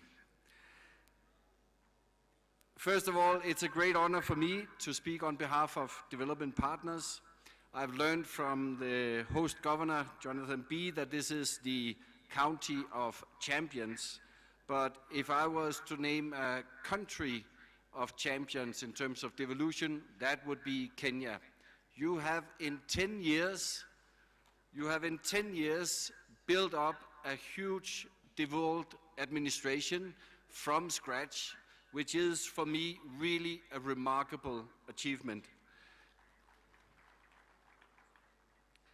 And what I have witnessed working with devolution right from the beginning is that very, very soon there was this spirit of family in terms of devolution. Everybody came together, worked together despite political differences, finding solutions and really trying to move forward services to the people in the different counties. Furthermore, I also noted when I was present at the elections in 2012, a lot of politicians, they wanted to become senators. They thought that was the thing at that time, whereas not as many were that interested in becoming a governor. That is very different today. Not that senators are not important, but I think the interest and the competition to become a governor nowadays, for me, really is a signal of how devolution has transformed also politically Kenya.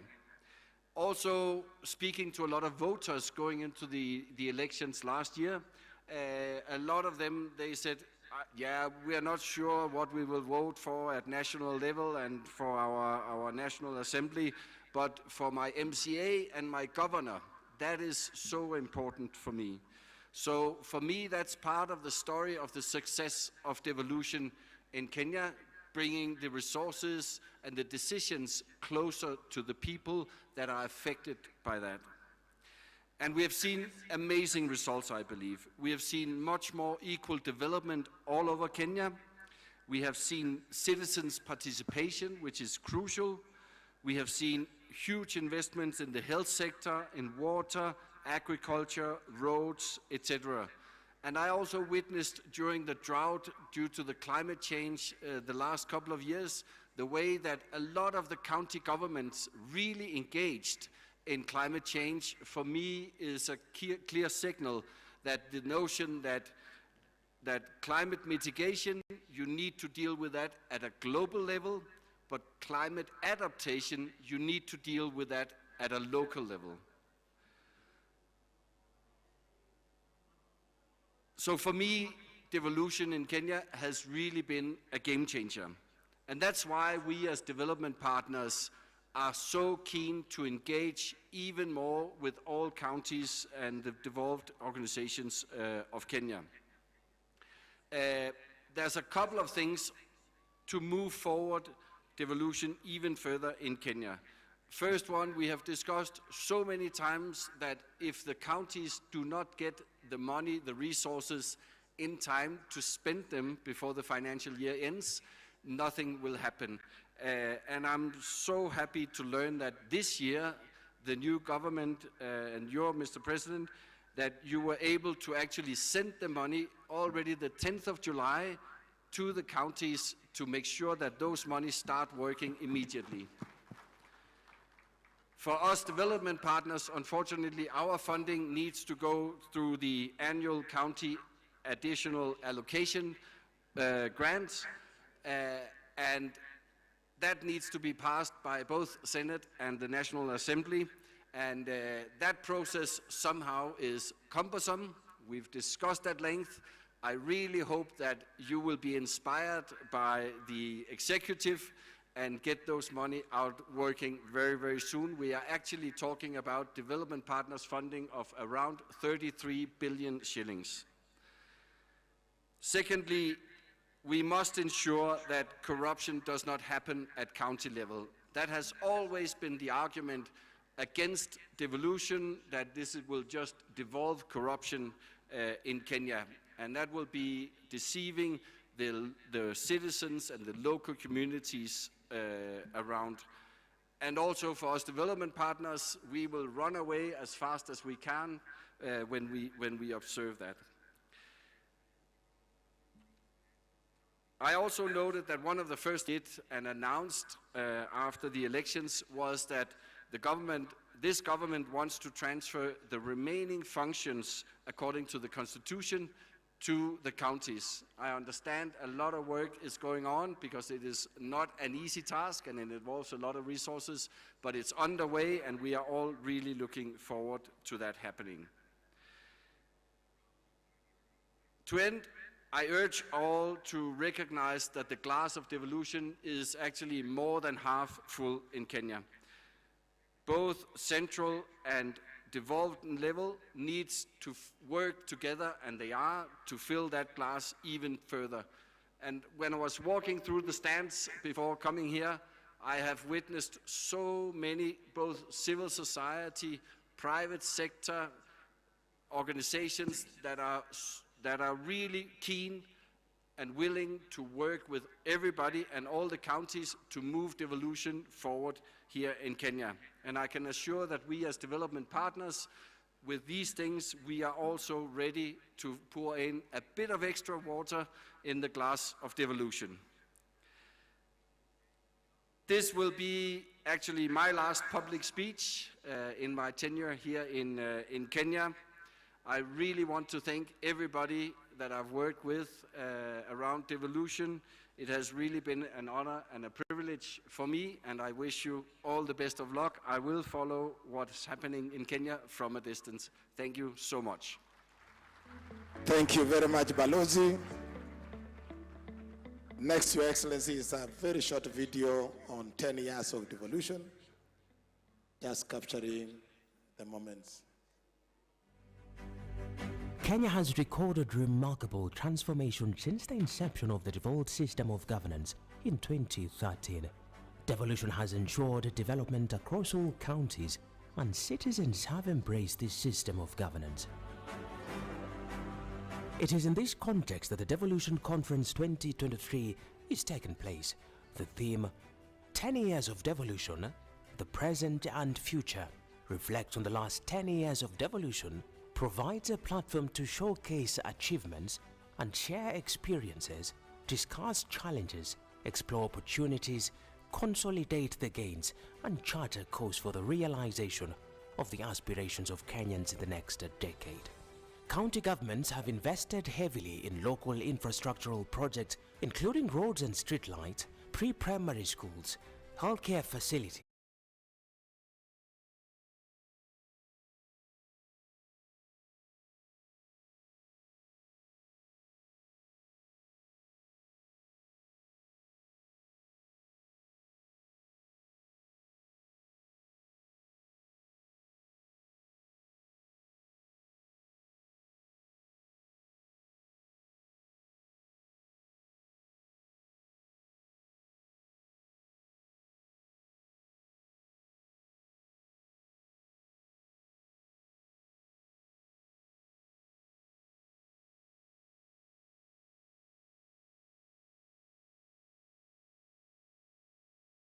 and 90,000 in public and private facilities. Tunashukuru serikali because hii ugonjwa iko very expensive. Kama ingekuwa devolution, sisi wengine saizi hatungekuwa hai. Hata sisi hatungeweza kwenda Nairobi, hatungeweza kuishi Nairobi, ingekuwa maisha yetu ingekuwa fupi. Recently, a governor had an MOU signed between Zipline Kenya and Nyamira County government that will see emergency drugs being flown from the warehouse of Zipline in Kisumu, where we keep our emergency drugs. A priority for any county, really, because it will save lives. If you have to deliver blood or antivenom when you have a snake bite in a rural village. Agriculture, a fully devolved function, is the backbone of Kenya's economy. Counties have promoted sustainable farming practices by providing and digitizing agricultural extension services, providing subsidized credit, seeds, and fertilizers. Hapa niko na hii mbegu initiative ambayo ilitoka kwa kaunti yetu ya Trans Nzoia. Naona hii mbegu tumefurahia kabisa. Naona mahindi imeenda juu kabisa na iko na afya mzuri, imegrow haraka zaidi. Tunashukuru county government of Kericho.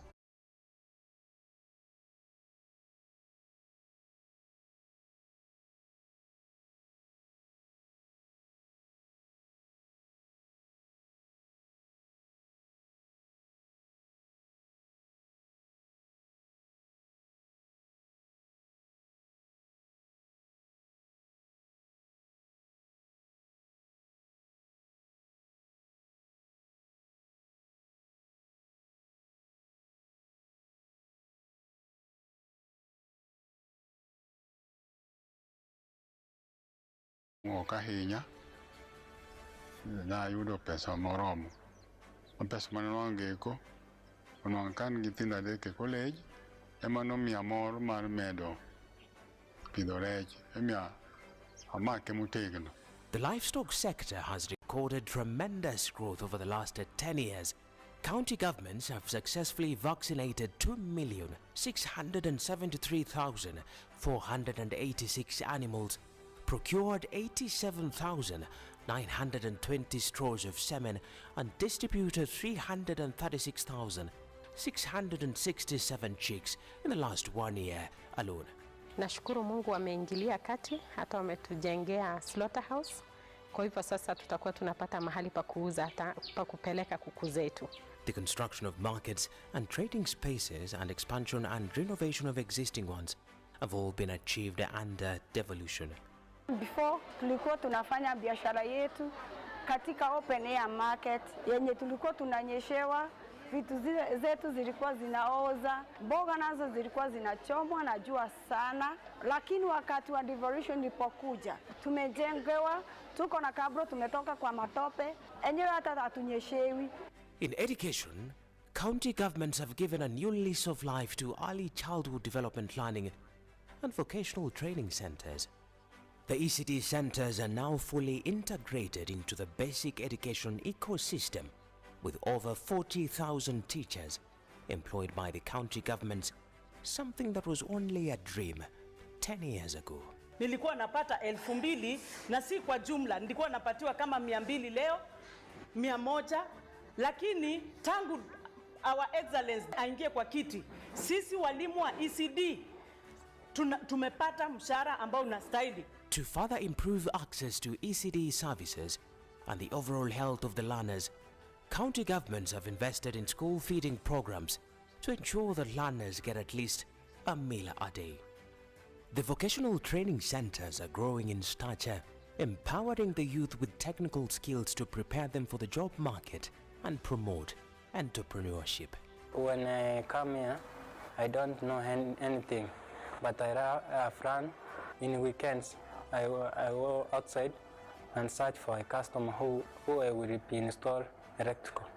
County governments have facilitated the development of county and urban spatial plans and established over 100 urban governance and management institutions, including cities, municipalities and towns, which play a major role in the actualization of the affordable housing agenda. This job here has employed a lot of people because of the devolution. If it was not a matter of devolution, we couldn't have this project here. The tourism sector is a major domestic and foreign exchange earner. County governments have invested heavily towards the development of tourism products and in maintaining and renovating tourism and natural attraction sites to retain Kenya as a competitive tourist destination. There was that conflict where we are losing the pasture for animals because this place was used for grazing by the locals when there was a drought. And when the county government came upon devolution, arrival of devolution, it took it to 10%. That money is used by the community to assist parents and their children paying school fees. We have come from Nandi County to Baringo County to see flamingos, lakes and other wild animals that we don't know. Devolution has enhanced the participation of the citizens in local governance. Decisions at the county level are made following a comprehensive consultation process through various platforms. The county assemblies continue to play critical roles of representation, legislation, and oversight of the decisions made and programs run in the counties. The Senate, on the other hand, has the duty to protect the interest of the county governments at the national level through legislation and passage of laws that are critical for county operations. There is a robust engagement between the Council of Governors and the Senate, and the collegiality between the two institutions can only grow stronger. The presidency has renewed the desire to grow the devolved system of governance. Timely disbursement of funds to counties and commitments to empower devolution, as envisioned in the Constitution, have been pronounced, giving hope to the larger devolution fraternity. Mimi niliahidi ya kwamba we support devolution because we know what devolution can do. 10 years of devolution has placed Kenya in a trajectory of holistic growth. This conference brings us together as a country to reflect on the 10 years and embrace more strategies that will meet the aspirations of the citizenry, offering them more optimism of a great Kenya under devolved units. Ladies and gentlemen, welcome to the Devolution Conference 2023. A round of applause. 10 years of devolution. Next, Your Excellency, remarks by the National Assembly Speaker, remarks being made on his behalf by the Deputy Speaker, Honorable Gladys Bosch-Shonei. Karibu sana.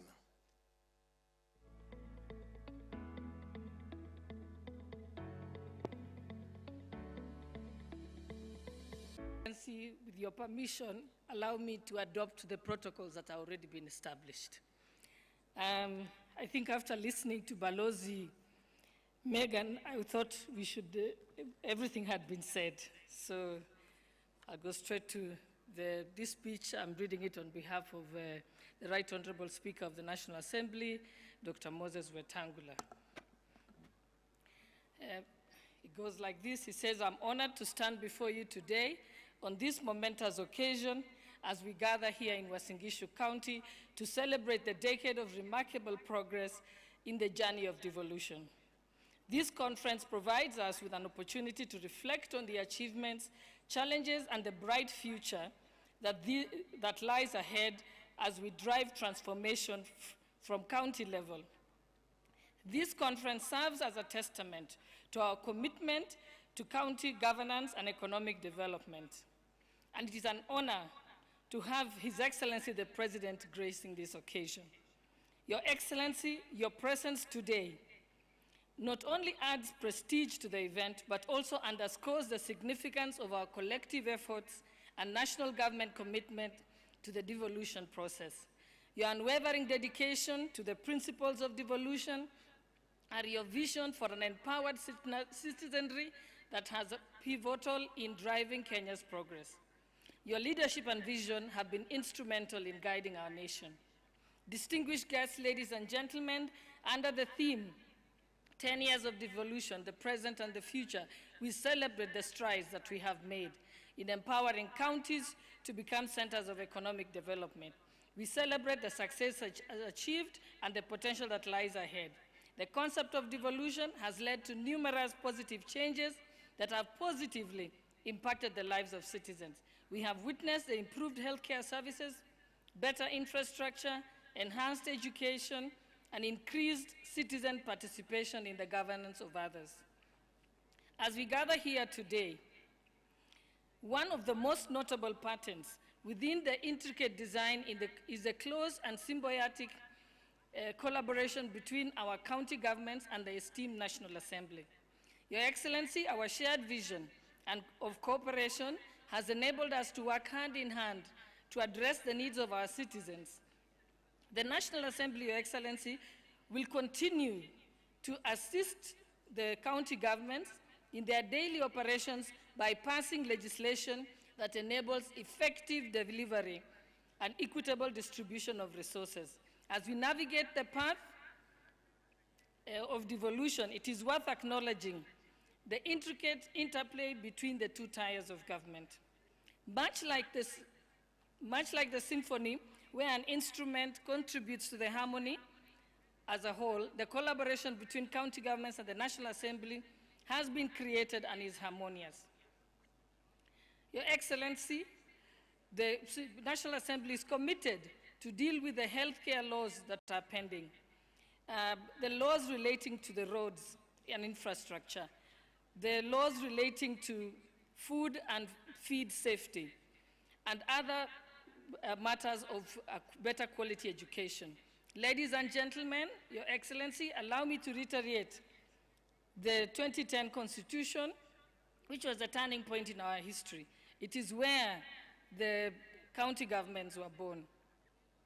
Your Excellency, given also the trajectory, and according to the UN Women Africa report of 2022, devolution has increased the opportunities for women and other marginalized groups and has allowed them to participate and engage in county-level planning, budgeting, and implementation. This has been great opportunities. And Your Excellency, allow me to end by quoting the Nobel Peace Prize winner, the late Professor Wangari Maathai, who said, "In Kenya, women are the first victims of environmental degradation because they are the ones who have to walk for hours looking for water, to fetch firewood, and to provide food for their families.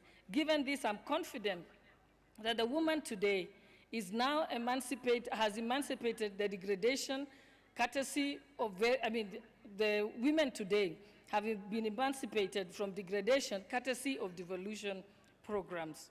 And with that, we thank you and wish you fruitful deliberation, signed by Dr. Moses Wetangula, Speaker of the National Assembly. Thank you. A round of applause for the Speaker of the National Assembly. Next on stage, Your Excellency, is His Excellency Musalia Mudavadi, the Prime Cabinet Secretary, to come and make his remarks. Karibu. Your Excellency Musalia Mudavadi. Your Excellency, the President of the Republic of Kenya, distinguished governors of all our 47 counties, ambassadors, high commissioners, cabinet secretaries, principal secretaries, ladies and gentlemen. Your Excellency, I'll be very brief. One, I just want to say that indeed, as we mark 10 years of devolution, we can easily say that if the 2010 Constitution is the crown for the country, then devolution is the critical jewel in that crown.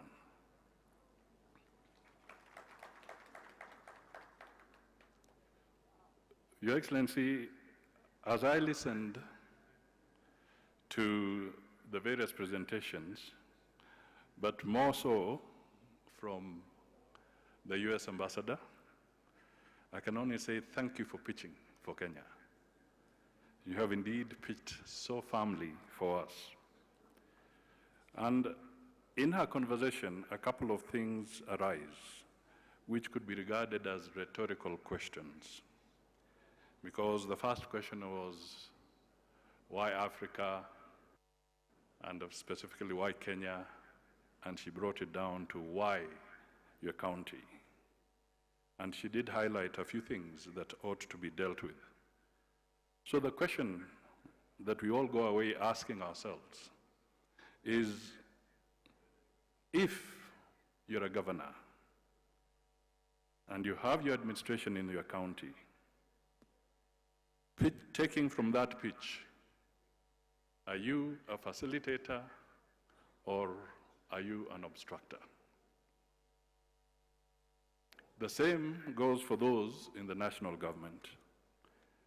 If you are in a particular government department, ask yourself, are you a facilitator or an obstructor?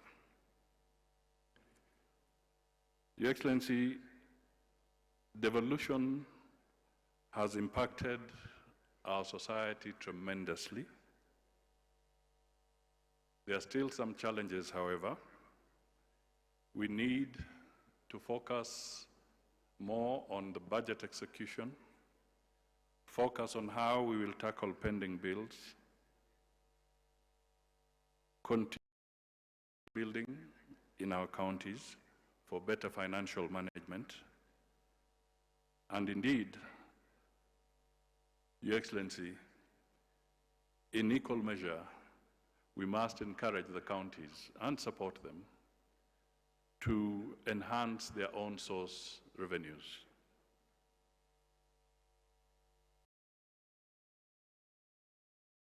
Because this is your day, let me just acknowledge that your being here has signaled total commitment and unwavering support for devolution. And the members of your government who are here, just to acknowledge, we have about 50% of your cabinet here. I have Rebecca Miano, if she can just stand to be acknowledged. Kipchumba Makomen, Honorable Mithika Linturi, Davis Chirchir, Simon Chelugoi, Eliud Owalo, Susan Nakumicha, Salim Vuria, Florence Bore, Ezekiel Machogu. Is there any CS I have missed? At least that's about 50% of the cabinet is present. Equally, about 50% of the PSs are here. We have Julius Bitok, Festus Ngeno, Terry Mbaika, John Oluka, Anne Wangombe, Susan Mangenyi, Kello Hassan, John Tanui, Nixon Korir, Jonathan Mweke, Idris Hassan, Joel Amorang, Betsy Mudhoni, Hari Kimutai, Mohammed Iba, Kilemi Abubakar Hassan, and Charles Hinga. Your Excellency, taking the cue from you, they are taking devolution seriously, and anybody who doesn't, it will be at their own peril.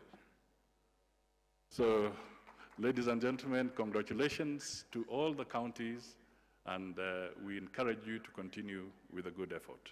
God bless you all. A round of applause for the Prime Cabinet Secretary. Asante sana. Next on stage is the Right Honorable Speaker of the Senate, Senator Amason Kingi, who will also recognize the members of the National Assembly and members of the Senate present. Karibu sana, Mr. Speaker.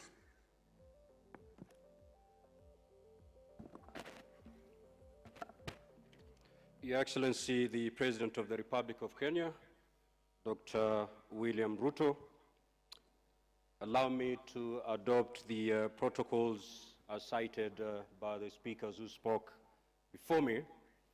And before I make my remarks, Your Excellency, allow me also to recognize the presence of senators from the Senate. I will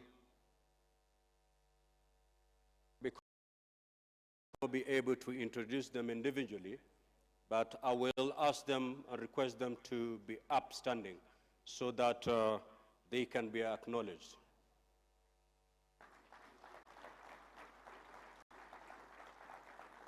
There are pretty few, so allow me to mention the names. We have the Majority Leader, Senator Cheriot. We have the Deputy Speaker, Senator Gathuri. We have Senator Chirangei, Senator Methu, Senator Abbas, Senator Karungo, Senator Lelegwe, Senator Cheptumo, Senator Kinyua, Senator Kipsang, Senator Seki, Senator Maruma, Senator Nyutu, Senator Veronica, Senator Kavindu, Senator Muma, Senator Tobiko Perez, Senator Manzo, Senator Wakili Sigei, Senator Hamida, Senator Professor Tomo Jenda, Senator Margaret Kamar, Senator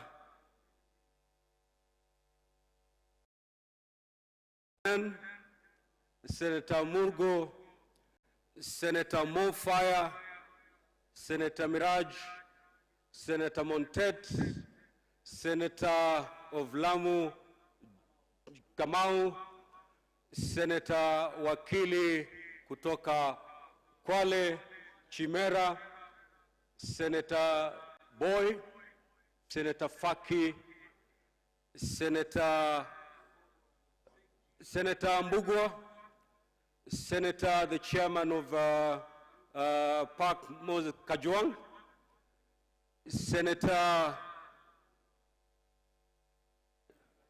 behind there, Senator of Busia. Yes. Well, I don't need to introduce him, Your Excellency, for reasons better known to all of us. A wonderful gentleman. Senator Boni. You know, my specs are letting me down. Senator Boni, yeah. Senator Oburu, the youth leader in the Senate.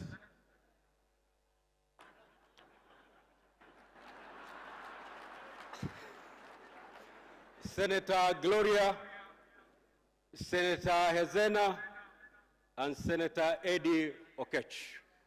Thank you.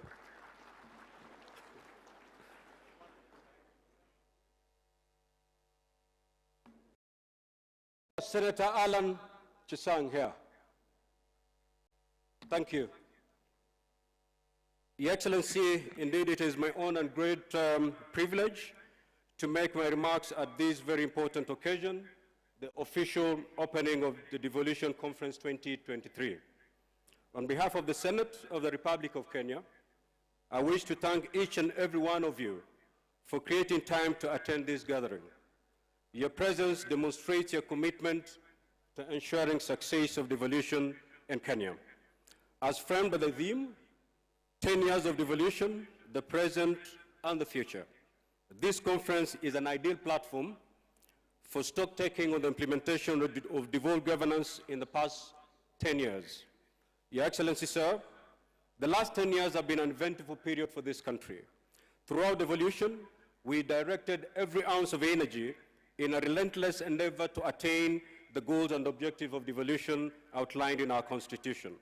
The 2010 Constitution, as we are all aware, occasioned a major reconfiguration of state power and responsibilities by devolving an array of functions to the 47 county governments.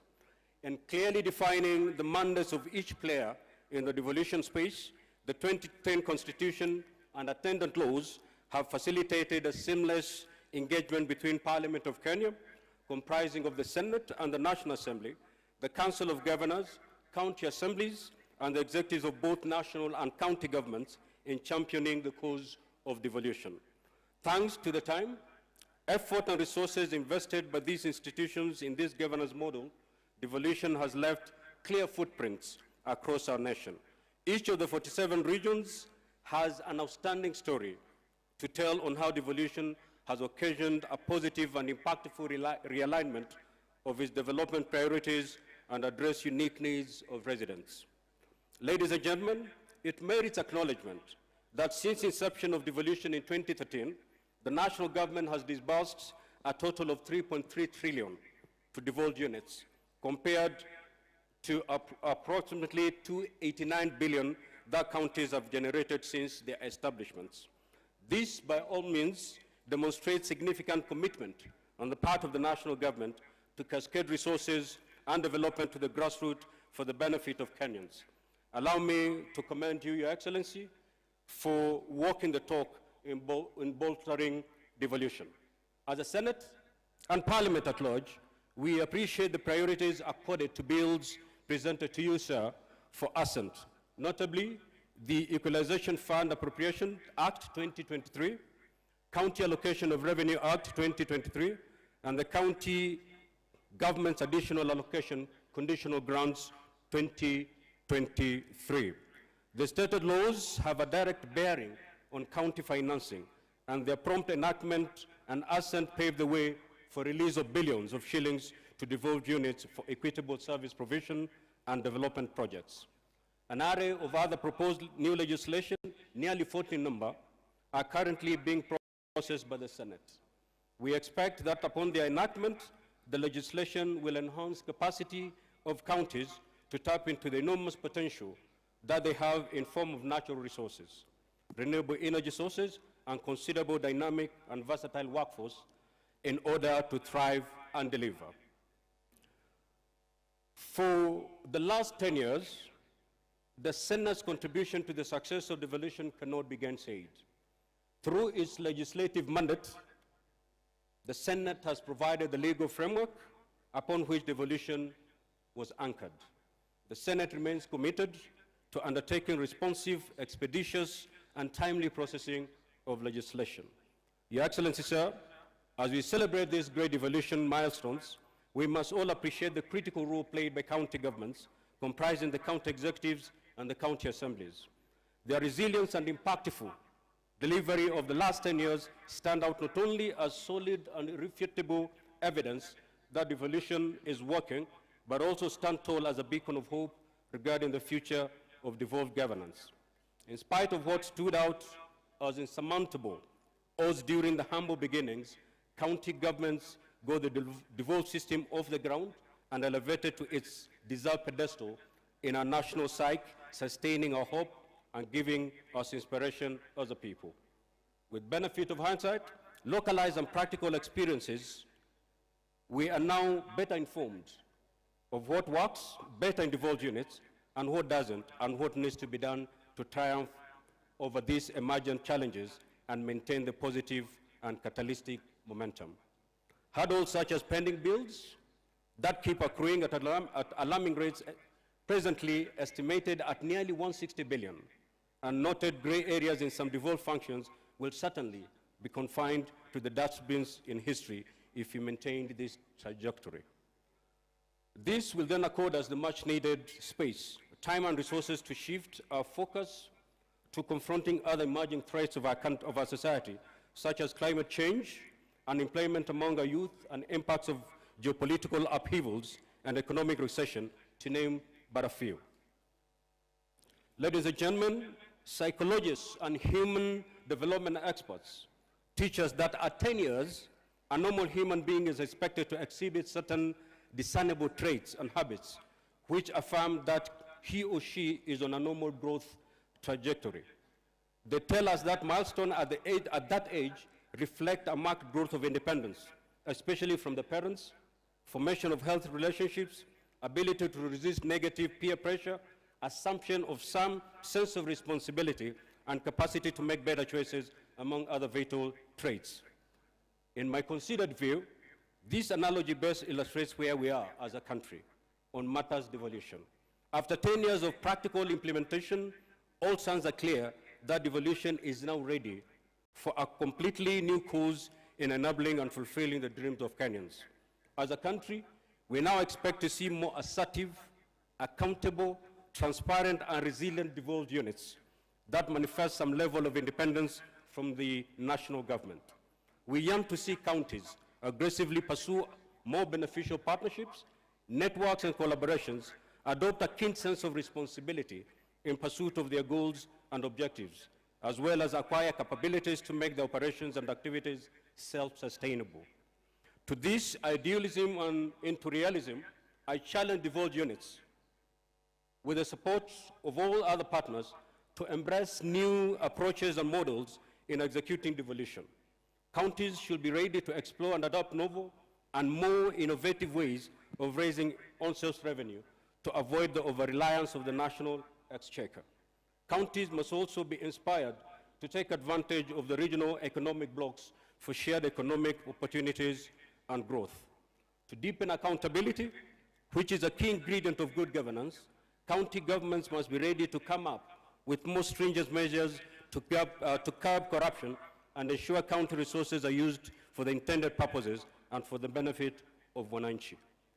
It will be a big win for devolution if devolved units moved fast to seal accountability loopholes, as periodically flagged by the reports of the Office of the Auditor General and also reports by the Senate committees on PIC and PAC.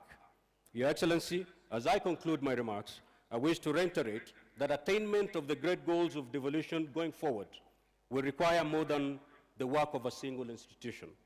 Tapping from my 10-year experience as a governor, and now in my capacity as the Speaker of the Senate, I know for a fact that it will take a collegial and partnership-oriented approach to propel devolution to the next level.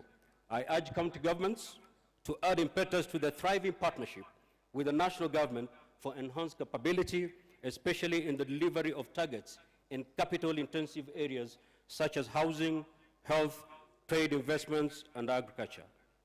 For all of us,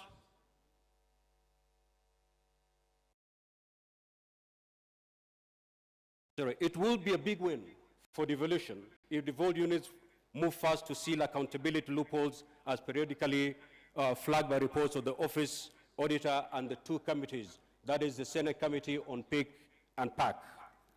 For all of us partners in the devolution space, time has come for us to walk the talk in adopting a friendly, united front in addressing many issues that routinely arise as we implement devolution.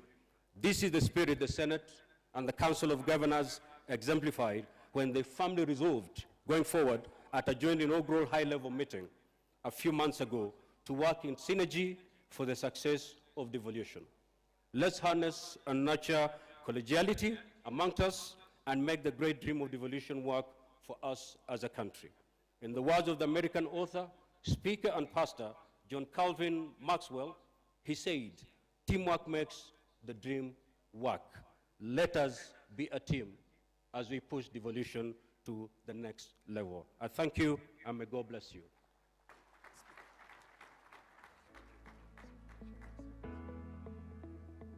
We also have the members of the National Assembly. Please be upstanding so that we acknowledge your presence. Members of the National Assembly. Those are the members of the National Assembly. I may not have your names, but we welcome you to the Devolution Conference 2023. And thank you for finding time to come to be with us. Thank you. Asante sana, Mr. Speaker, sir. Finally, I want to take this opportunity to invite the Chair of the Council of Governors and the Governor for Kirinyaga County to come and make the remarks and introduce or recognize all the other invited delegates and guests. Karibu sana, Madam Governor.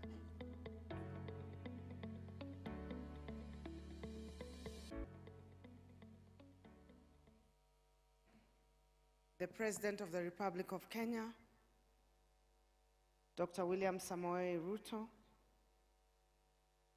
borrowing from those who've gone ahead of me, Excellency Governors, observed in the interest of time. Good afternoon.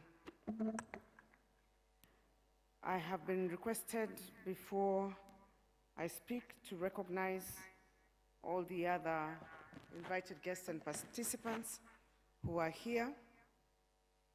So I will request that you just be upstanding for recognition, and we'll recognize them by giving them a good hand clap. Would request all our development partners and all the staff from development organizations to kindly stand up for recognition. Kindly give them a round of applause.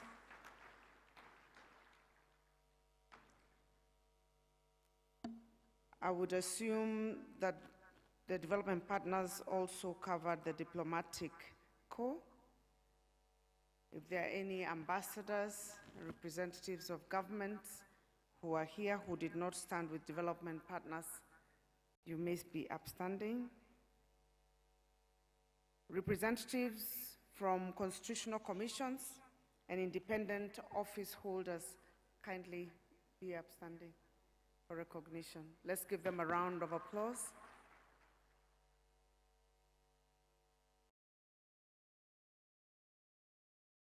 County Assembly members from all the 47 counties would like to recognize you, especially in your role that you play in devolution. Kindly, you may be upstanding.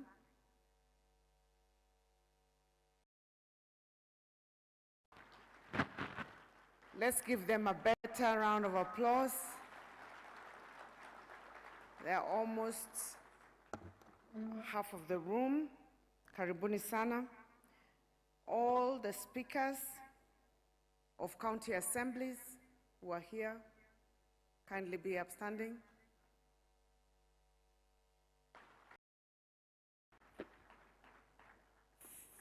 Thank you very much. And all the deputy governors who are representing all the counties.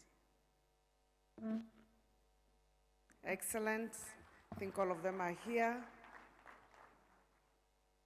And before I go to the governors, kindly excuse the mix-up of my recognition. All the CECs and CEOs from the 47 counties and any staff of county governments, kindly be upstanding.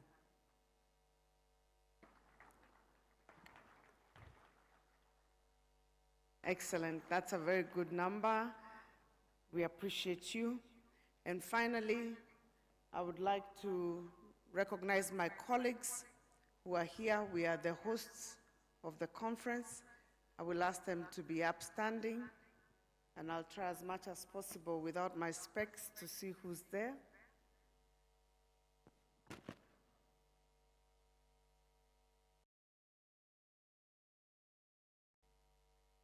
The Governor of Uasin Gishu, Governor Jonathan B.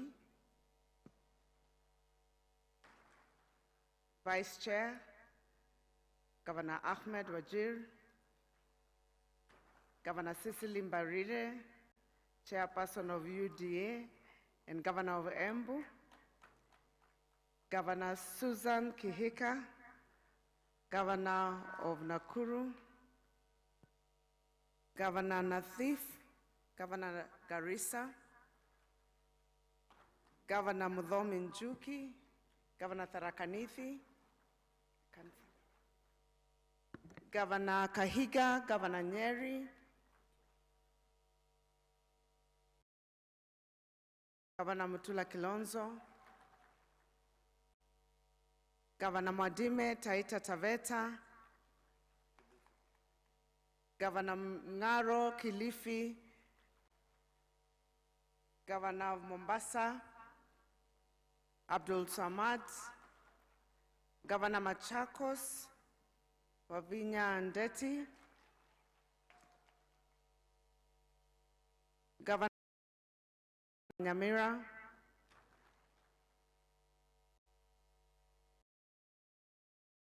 Mohammed, Governor Gladys Wanga. It's easy to recognize the ladies because of the hair from far and the color. The gentlemen are all in the same suits. Governor Ntutu, Governor Narok,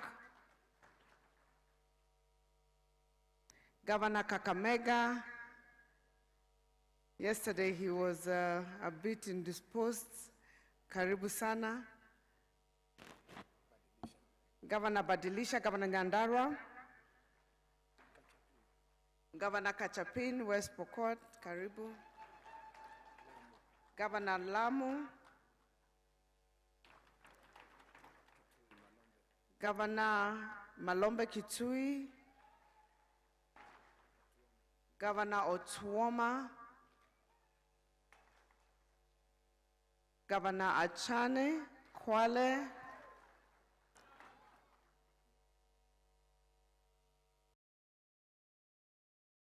Gaza, Meru County,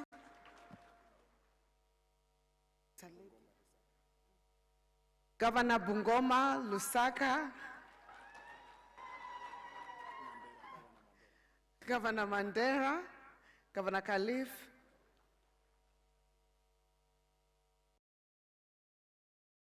Ringo, Governor Cheboy,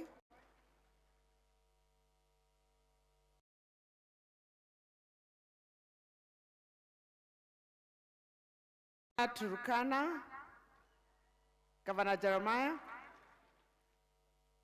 Governor Barchok, Governor Bomet, Governor Samburu,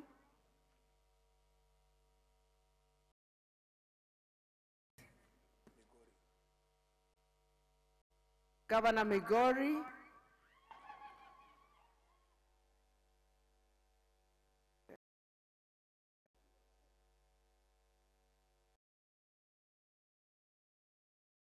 Muranga, Governor Irongo, Governor Laikipia,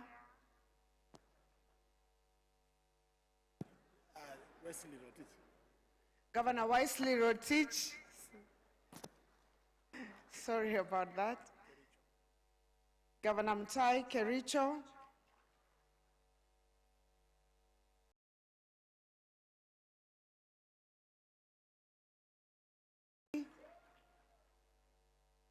Governor Dado, Governor Taita, no, not Taita, Tana River, sorry about that, Governor Vihiga, Governor Otuchilo, and Governor Trans Nzoia, Governor Natembeya. That's it.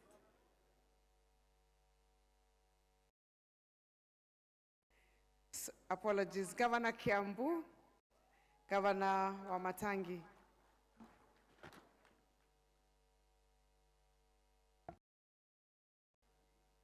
And of course, Chief Whip, Governor Nandi, Governor Stephen Sang.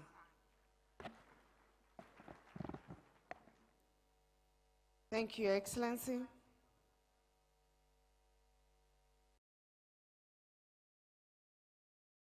Hand clap for steering the session very well.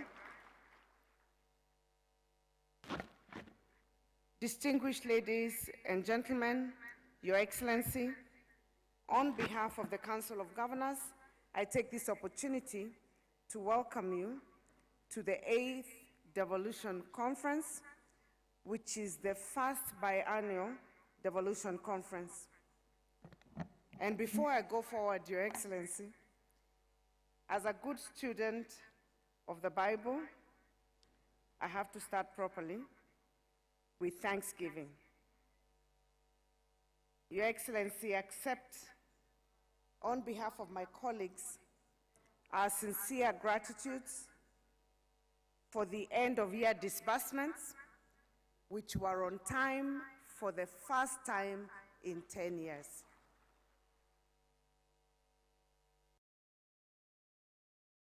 For the first time in 10 years, we got our July disbursements for this financial year that we've started 2023-2024 on time.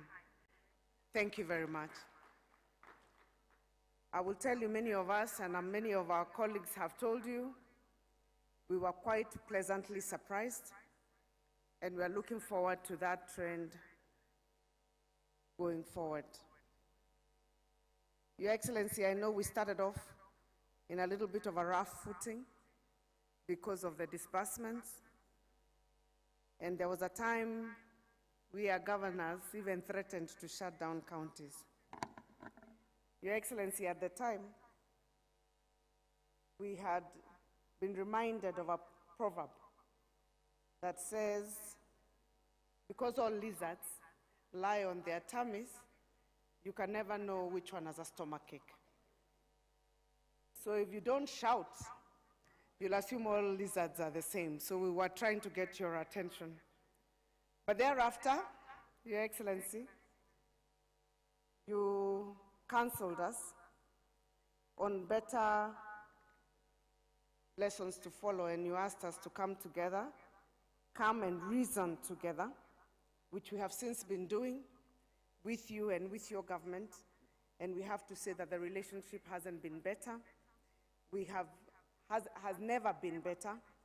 This has been the best, I think, last couple of months, working together with the national government, and we truly thank you for the partnership and support. I would clap for the partnership. I'm sure all of us are relieved not to be having press conferences, press statements. And to all the other distinguished guests, Karibuni, we meet again after 2 years to measure the progress made in the implementation of the devolved system of governance after its inception a decade ago. We have 3 days to candidly evaluate the hits and misses of devolution, and together we'll generate responsive and concrete policy, legislative, administrative proposals that will aim to further and strengthen devolution for the next decade. I would like to recognize the captains that led the preparation of this year's conference, the esteemed steering committee, which was co-chaired by the Vice Chair of the Council, Governor Ahmed Abdullahi, Professor Senator Margaret Kamar, honorable member of the Senate, the Principal Secretary, State Department of Devolution, Madam Teresia Mbaika, Honorable Philemon Sabulei, Chair of the County Assembly's Forum, and the CEO of COG. My heartfelt gratitude also goes to the Planning Committee and all other institutions represented here who selflessly committed their time and effort to plan and prepare for the conference. We appreciate you, asanteni sana. I would also like to recognize the presence of our development partners who are joining us from different parts of the world. We also say karibuni sana. Ladies and gentlemen, we gather in Eldoret this year in the context of the following. First, Kenya, like other nation states of the world, is still recovering from the devastating effects of the COVID-19 pandemic. 2020 and 2021 were difficult years for all of us. Travel and business restrictions and rampant lockdowns almost paralyzed world economies, and Kenya was no exception. However, since last year, we have proven to ourselves what a resilient people we are, and with most sectors exhibiting a strong rebound. According to the National Treasury, Kenya's economy is projected to grow by 5.5% in 2023 and above 6% over the medium term. Second, our economy and social sectors continue to experience disruption from shocks of climate change. According to the United Nations Environmental Programme, UNEP, while Africa has contributed negligibly to the changing climate, with just about 2 to 3% of global emissions, it stands out disproportionately as the most vulnerable region in the world. To bring the reality closer home, we are just recovering from a prolonged and distressing drought that cost us many lives and livelihoods. Third, we are on the last mile of the implementation of the Sustainable Development Goals, the SDGs. The UN Agenda 2030 has 7 more years to go. SDG indicators are embedded in the Vision 2030 through the medium-term plans, and we are indeed in the last decade of action for both the SDGs and the Vision 2030. With each SDG having a linkage to a county function, it is undeniable that the realization of the socio-economic targets in both the global and national agendas will crystallize at the county level. Your Excellency and distinguished guests, the story of the journey of devolved governments over the last 10 years is one worth telling. I was privileged to serve as the first cabinet secretary of the then Ministry of Devolution and Planning. I experienced firsthand the intrigues of the big bang transition from the centralized system to the devolved one. On the onset, all of us were delighting in the success of the first election following the promulgation of the Constitution 2010. The inclusion of senatorial, gubernatorial, and members of county assembly positions opened the elective space for more opportunities to serve in the public sector. This was exciting and brought a lot of enthusiasm and joy, but it was, at the time, very short-lived. Soon thereafter, there came a conflict between the national government and the then new county government. Someone I suspect to be a learned friend must have whispered to the ears of the governors that county governments were constitutionally guaranteed at least 15% of the equitable share. Further armed with the knowledge that funds follow functions, the pioneer governors demanded for the immediate transfer of all county functions to the county governments. At the time, those of us in the national government were hesitant, owing to the fact that the county governments had not been fully established. But in hindsight, transferring critical functions to counties was a good decision, despite initial transitional challenges having been thrust into the deep end. They quickly learned to swim and stay afloat. It was unbeknown to me that a few years later, I would be on the other side, now elected as a governor, and asking for the devolution of all the remaining county functions from the national government. We have realized that this political space of ours is quite mobile and not fixed, and therefore we have agreed even with the Senate to continue working in harmony, because you don't know, those who are on this side as governors may end up as senators next time, and those who are members of parliament as governors, and vice versa. We anticipate that this current and third cycle of devolved governments now, having set the stage and the legal framework required, will be a performance stage the next 5 years. We are now focused on steering county governments towards the delivery of high outcome results for each of the 14 county functions. Your Excellency, ladies and gentlemen, speaking of performance and results, we have already realized many successes along our devolved journey. Let me mention but a few. For the first time since independence, Mandera County performed its first cesarean delivery at Takaba Sub-County Hospital in 2014.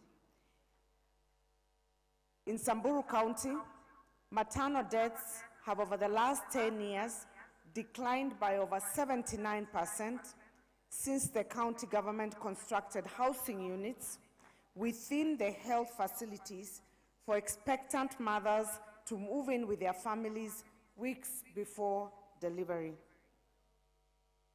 In 2013, at the time county governments were taking over the health docket, there were only 8,466 health facilities across the country.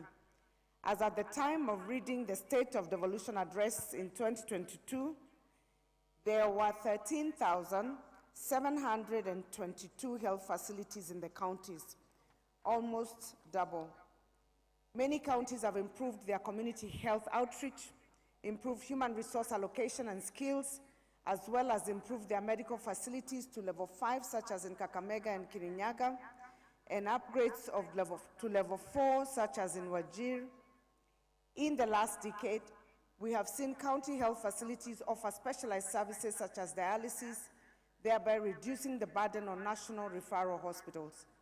Regular training of community health workers and providing them with digital tools has enabled counties like Kisumu to save many lives through timely interventions such as the detection and management of COVID-19 cases, support to expectant mothers, and smooth transfer of those in need of specialized medical attention to hospital. We have witnessed significant county investment in agriculture sector since 2013, an average of 7.3% of their budgets to agriculture. The initiation of the 1 cow per household program in the financial year 2013-2014 by Kakamega County has translated into the following. In 2015, the dairy population in Kakamega County was 147,820, producing 131.7 million liters of milk annually. In 2022, the dairy herd has increased to 170,000 herds of cattle, resulting in a 30% increase in milk production in that county. In 2016, extension services covered a total of 541,627 farmers. When I read the State of Devolution Address on 30th June 2023, I reported that farmers accessing extension services now in Kenya total 3,555,182. In the trade sector, as of 2022, county governments had registered 124,420 micro-enterprises, 87,153 small enterprises, 34,727 medium enterprises. To support these businesses, counties have set up enterprise funds that have benefited over 7,000 SMEs through the disbursement of loans and grants. These are quantified in meat production areas such as in ASAL counties, high fish production in non-traditional counties, as well as continuously improving yields in cotton, rice, coffee, and tea growing counties, production in those counties. The Wezesha Kirinyaga Economic Empowerment Program is a county initiative whose objective is to organize farmers groups into cooperatives to enhance their capacity for the sustainable commercialization of value chain-based activities. By incorporating digitization and related technologies and aggregation centers, new income streams have resulted through chicken rearing, egg production, aquaculture, and fingerling production, dairy farming, and enhanced milk production, improved tomato farming through certified seedlings, amongst other value chains. The Wezesha Kirinyaga program has had a far-reaching direct impact on 49,697 farmers, and there are an additional 148,973 farmers who have benefited indirectly. The innovative Chuka market, which has a creation in Tharaka Nithi County, has provided emotional security for parents and enables traders with young children to better focus on their trading activities. There is so much more, like ECD improvements in Kwale. Wajir is now growing vegetables, urban planning in Vihiga powered by digital innovation, and there is a lot more that we've also seen in the video. As I tie up my quick highlights of county successes, I cannot forget to mention the fact that county governments have been at the forefront of promoting the adoption of climate-smart technologies and solutions. The county government of Kilifi is leading efforts to conserve the environment by encouraging residents to reduce charcoal use and turn to briquettes as a clean source of energy.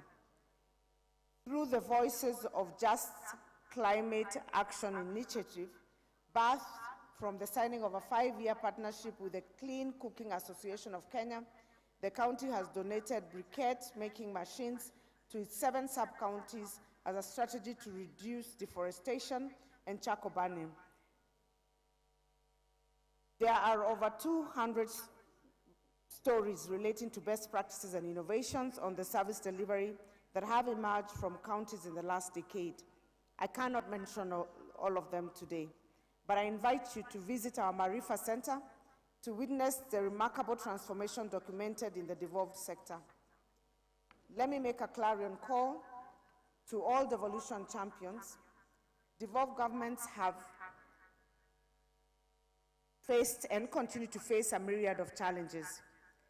Shortage of funds, misalignment of policies, laws and administrative actions, slow implementation of intergovernmental decisions, sometimes ineffective management of human capital, slow implementation of intergovernmental decisions, among numerous other factors. These setbacks collectively undermine the powers and functions of county governments. Having seen what devolved governments have achieved and realizing their potential to do much more, even faster, allow me to make a clarion call to all devolution champions. Let us be driven to grow our nation. Let us endeavor to match the aspirations of our people.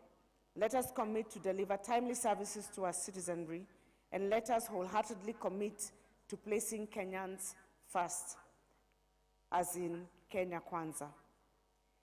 Very often, in the discourse around devolution, county governments and development, county assemblies are often disregarded and sometimes overlooked. Allow me, Your Excellency, to take this moment to raise an issue on behalf of the county assemblies.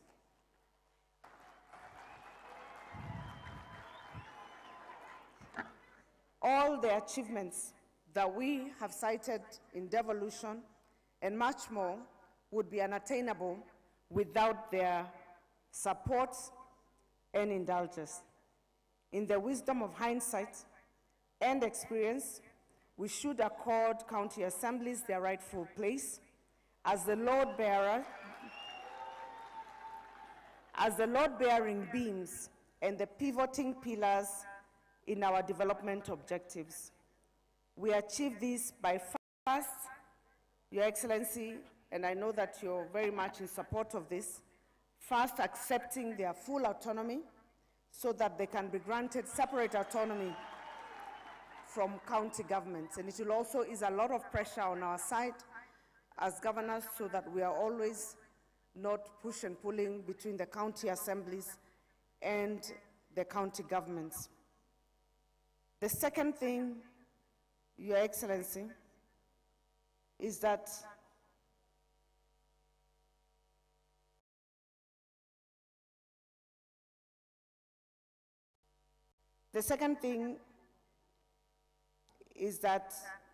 as your government strives to excel from the bottom up, county assemblies are in fact the footprint of government for Mwananchi.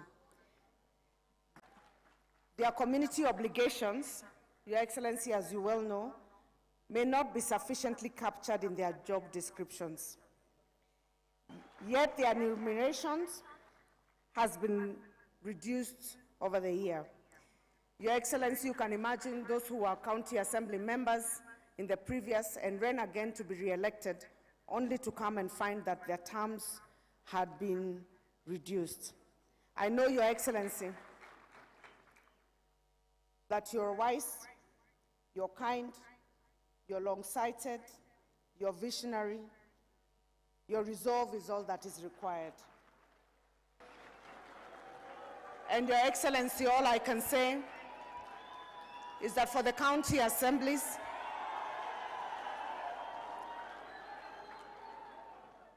Your Excellency, the Senate already provided a ceiling for the county assemblies. So it does not alter the budget at all. It's actually within the budget that has already been provided.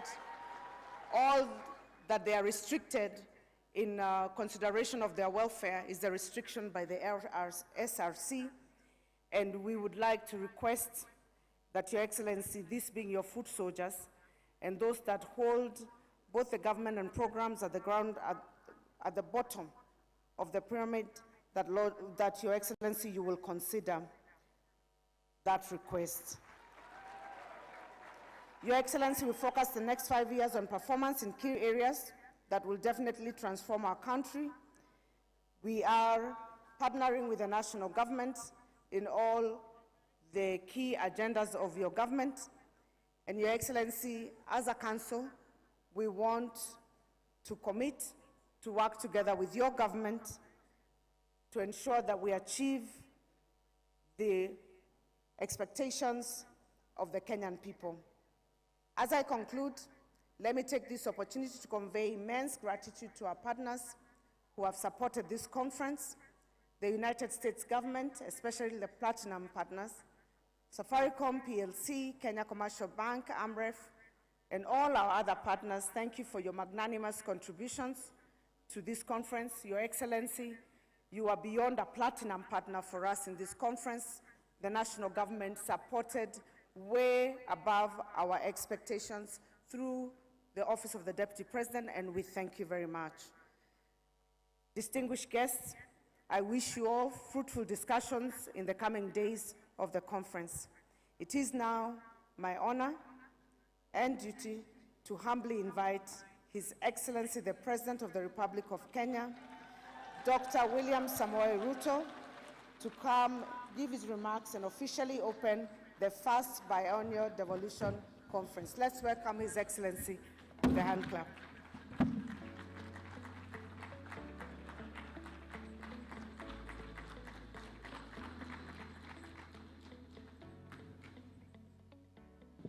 Asante sana, Madam Chair. Tafadhali, let's take our seats. Thank you very much.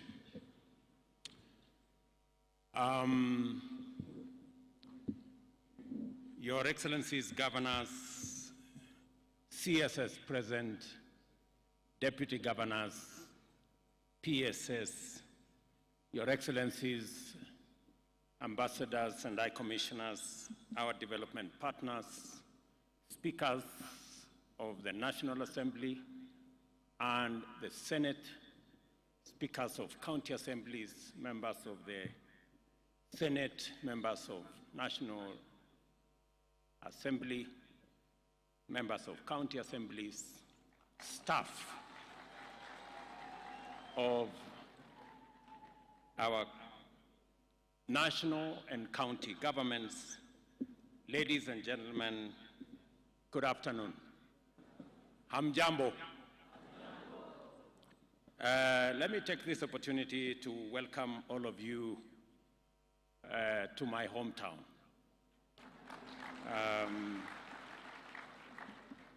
Just to give you a bit of geography, I went to primary school, pre-primary school actually, about 25 minutes drive northwest of here.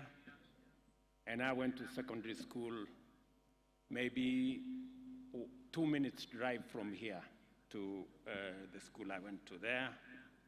And so while I am here, I am a village boy. So welcome, and I'm truly, truly grateful that the first Devolution conference you have granted my home county and my hometown the honor to host. I am delighted to be with you today as we commemorate the 10th anniversary of the most transformative achievement of the radically progressive constitution that the people of Kenya gave to themselves 13 years ago this month. Our country's constitution-making journey covers many historic milestones of the struggle for a new dispensation for true political, social, and economic freedom, and our collective quest for a nation to complete the journey begun by our forefathers who fought valiantly to resist colonial rule, as well as our brave freedom fighters who sacrificed immensely to win sovereignty for our nation. In this journey, the people of Kenya engaged each other across the country with courage and determination and negotiated relentlessly on the understanding that a new governance paradigm was absolutely necessary and, in fact, inevitable. As we reflect and reminisce about constitution making, one thing becomes absolutely clear. In all the bargainings, horse trading, deal making, and consensus building that went into the various processes which contributed to the development of the drafts that form the basis of the ultimate document, the citizens of Kenya were emphatic, persistent, and unequivocal about one thing, that decentralization, sharing, and devolution of power and resources was both overdue, and in fact, it was non-negotiable. And that was agreed across the country. As the Latin proverb goes, the voice of the people is the voice of God. Based on this unambiguous imperative from the people, leaders exercised very limited authority to debate and negotiate the modalities of instituting effective devolution that would actualize the people's and most cherished aspiration of devolution. In other words, the question was never whether devolution would happen, but only in what form. The drive to devolve stemmed from the bitter experience of extractive colonial institutions, which invested heavily in the White Highlands and brutally neglected elsewhere. This practice found expression in the National Economic Planning and Development Policy promulgated shortly after independence, which formalized inequalities and marginalization and led to the emergence of zero-sum politics and gross inequality in the allocation of public resources that informed our early years of our nationhood. This resulted in underdevelopment and economic stagnation, weakening of nationhood through strained bonds of cohesion and common endeavor, and a torn social fabric. Kenyans knew what the problem was, and as well, they knew what was the cause. This is the reason for the unanimous insistence on decentralization and sharing across the country. I therefore recall engaging with my parliamentary colleagues over a protracted period about how many levels of decentralization there would be and how many territorial or geographical units of devolved governance we would need.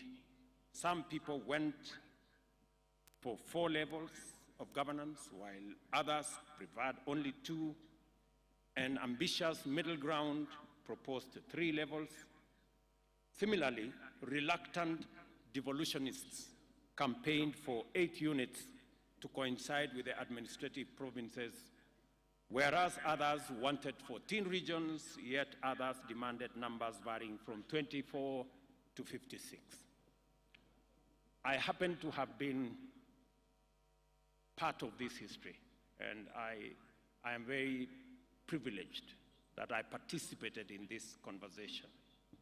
And I'm very happy that today we are celebrating 10 years of devolution. What was no longer subject of controversy or subject of canvassing was the principle and object of devolution. The people had been clear, and on 27 August 2010, Kenyans ratified a constitution which embedded devolution into the very definition of our republic under Article 6 that describes the territory of Kenya, not only in terms of its boundaries, but also according to our counties. In Article 10, the Constitution also highlights sharing and devolution of power, democracy, and participation of the people, as well as equity, social justice, inclusiveness, non-discrimination, and the protection of the marginalized as national values and principles of governance, with preemptory implications for the exercise of constitutional authority by any person at any place at any time. Counties are therefore intrinsic to the Constitution and proper definition of the Republic of Kenya. They exist to serve as platforms of actualization of the sovereignty of the people in several fundamental ways. They make state power more democratic and accountable and promote unity through diversity by arbitrating between competing political impulses towards disintegration on one end and over-centralization on the other. Devolution also restored to the people their powers of self-governance and promoted their participation in the exercise of powers of state and in making of all decisions that affect them. Under devolution, our communities regained the right to manage their own affairs, while the interests and rights of minorities and marginalized could no longer be ignored. Article 174F of the Constitution sets out what the chair of the Council of County Governors, my dear sister there, Anne Mumbi Waiguru, correctly referred to as the role of county governments as the last mile implementers of critical development agenda, including the AU's Agenda 2063, the UN Sustainable Development Goals, Kenya's Vision 2030, and the bottom-up economic transformation agenda. It states that one objective of the devolution of government is to promote social and economic development and the provision of proximate, easily accessible services throughout Kenya, as is that of enhancing checks and balances and separation of power. To remove any doubt as to what Kenyans really wanted to do with devolution, the Constitution sets out one object of devolution to be that of facilitating the decentralization of state organs, their functions and services from the capital of Kenya. By design, devolution was destined to instigate unprecedented transformative change in every part of our political governance and development reality. It recalibrated our democracy, development, and reoriented policymaking by simply redefining what was at stake at all times and handing over power to the people in their greatest number. This change was dramatic, and a change management framework was essential to the smooth transition into the brave new world that we got ourselves into. Despite the efforts of the Transition Authority and the Commission for the implementation of the Constitution, the inauguration of devolution a decade ago was fairly noisy. And I know it because I have had the privilege of being the chair of IBEC since the first day we rolled out devolution until I changed jobs. Executives of both levels could not agree on mandates, each suspicious that the injury of losing functions would inevitably be followed by the insult of losing funding. Legislatures, too, had their friction.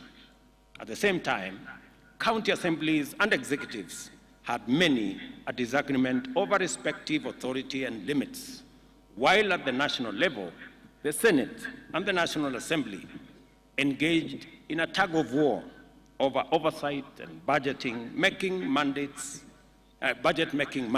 even as both eyed the national executive with restless suspicion.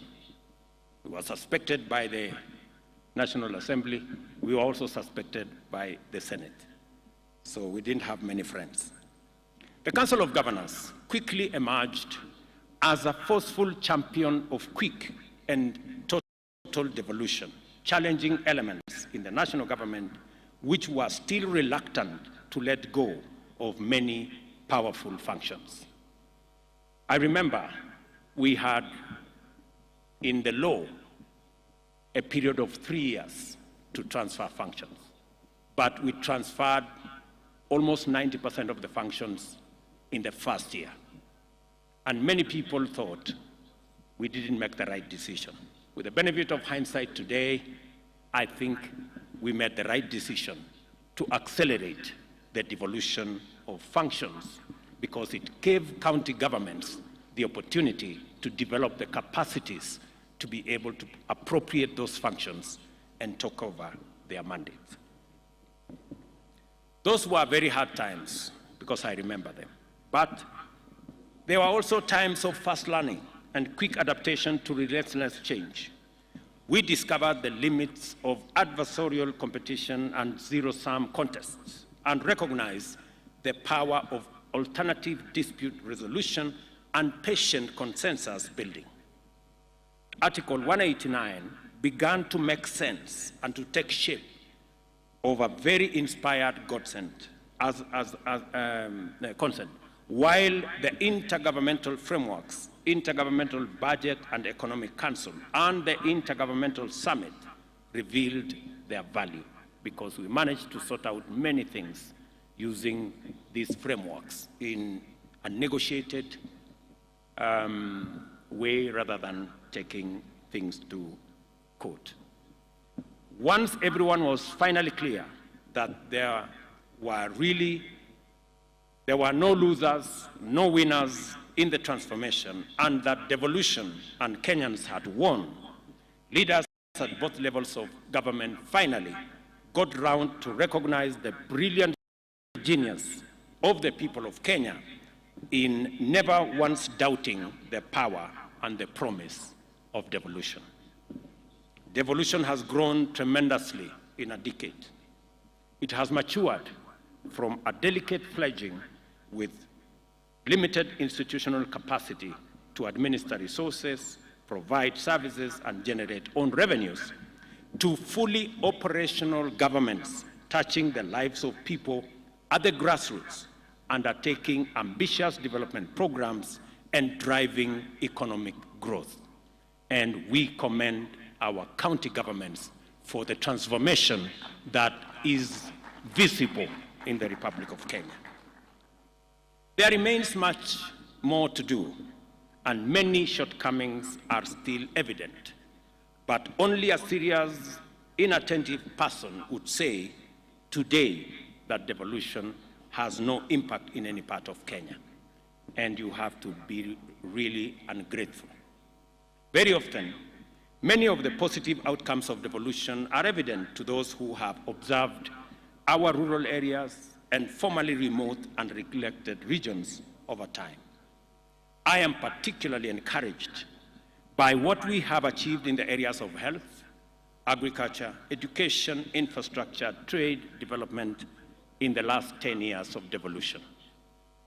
It is true that devolution has encountered setbacks owing to poor coordination, administrative rigidities, and inefficiencies, which have suppressed effective performance.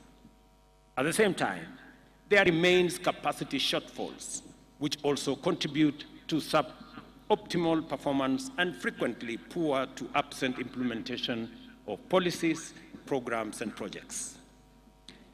It cannot be denied that on the whole, the management of the equitable allocation framework can do with a timely and more efficient administration. Delays in disbursing allocation to counties have tremendous negative effects which cascade all the way to the households at grassroots level, leading to poor outcomes in many sectors. There is no excuse for this, and we simply have to do better. As has been said here evidently, and as I made a commitment, there are three fundamental issues that inform this particular assertion. Number one, we made a commitment that we are going to analyze and frame all the remaining functions that are still being discharged by national government and transfer them to the counties.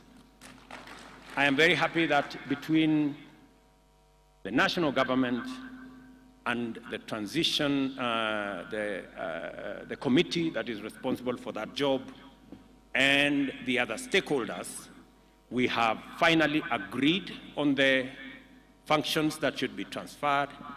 An analysis is going on the funding that will accompany the transfer of those functions.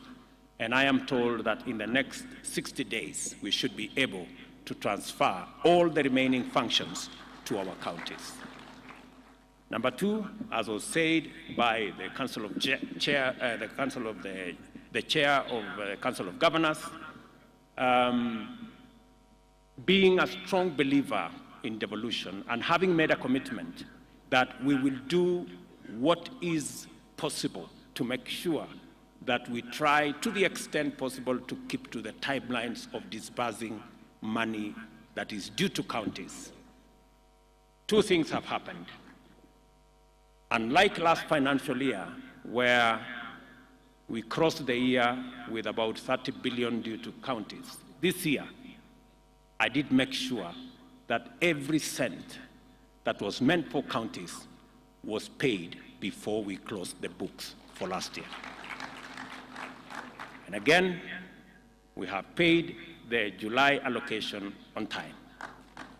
I intend, to the extent possible, to keep to this schedule so that counties can manage their issues, deliver on their mandate, serve the people at the grassroots, roll out their programs, implement their projects in a timely manner and in a way that benefits people at the grassroots. It is for this reason that I have managed to do that with my administration. We also gave a commitment to support the bottom-up economic transformation agenda by promoting stronger performance at grassroots through collaboration with county governments and enhancing the equitable allocation of the county governments from 370 billion in the 2022-2023 financial year to 385.4 billion in 2023-2024 financial year. The Equalization Fund was also allocated 8.3 billion, an increase of 1.2 billion in the same period. We made a firm commitment to the people of Kenya to strengthen devolution by implementing specific interventions. First, we undertook to transfer all the functions, as I have said. Second, we pledged to implement a framework that ensures national agencies carry out devolved or shared mandates, operate a funding followed functions principle with respect to devolved functions, which I have said we will roll out in the next 2 months. Additionally, we promise to support county governments in improving their capacity to generate their own income and reduce over-reliance of transfers from the national government. I will speak to that later. Further, we vowed to ensure that shareable revenue is transferred to counties in a timely and predictable manner and in accordance with the law. Finally, we undertook to transfer funds owed to beneficiary counties under the Mining 2016 and the Petroleum 2019 Acts, and to collaborate with counties to increase the capacity of such counties to benefit from extractive resources. Money that I have instructed to be disbursed this year. We recognize that the bottom-up economic transformation agenda will achieve its highest potential and lift up the highest number of people if we focus thoroughly on collaboration with county governments in order to empower them as the stewards of development at the grassroots, or at the bottom, as it were. I recognize the merit in demands for increased allocation of shareable revenue to counties. I also realize that even if devolution is, by law, a two-tier affair, it should, in practice, reach the lowest and smallest possible unit of political organization.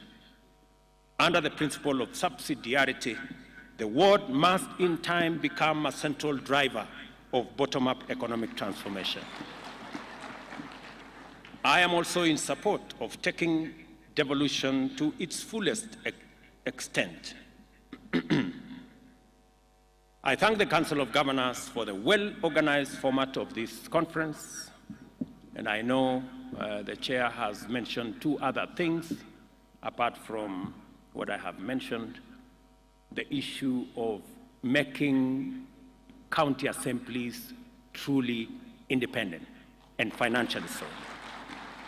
I think that is an aspiration, and that is a concept that I share, and we will work with the necessary stakeholders and institutions to make sure that the Senate provides the framework for the independence of our county assemblies so that they can have their independent votes. I know a matter has been also raised about salaries and allowances. That is a very difficult one, I must admit, because the balance is between increasing the salaries of those of us who have jobs or creating opportunities for the 4 or 5 million who do not have a job. That is the conversation we must have. So it is quite a balance, you agree. So hapo iko kizungumkuti kidogo na tutaongea. What I want to promise you is that we are going to work with all the institutions, because I have requested SRC to give us a proper advisory on the matters of salaries and wages. It is a subject that, as a country, we must confront.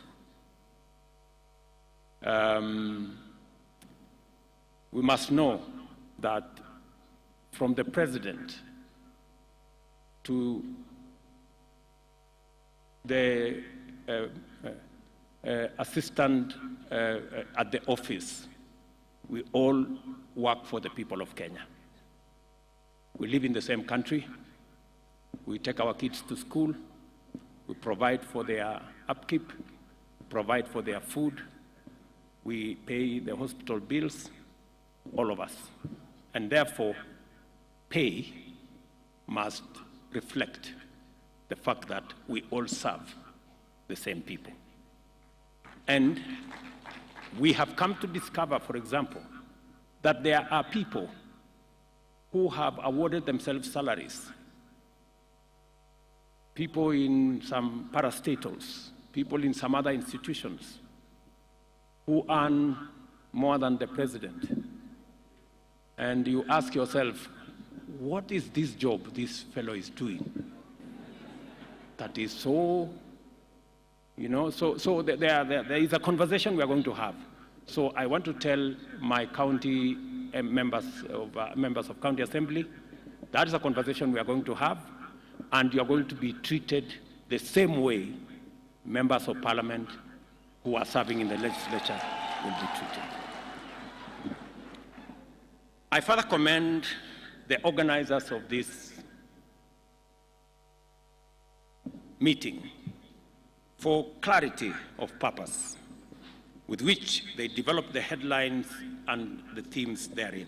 It is time for us as a country to shift the gear into implementing devolution over the next decade.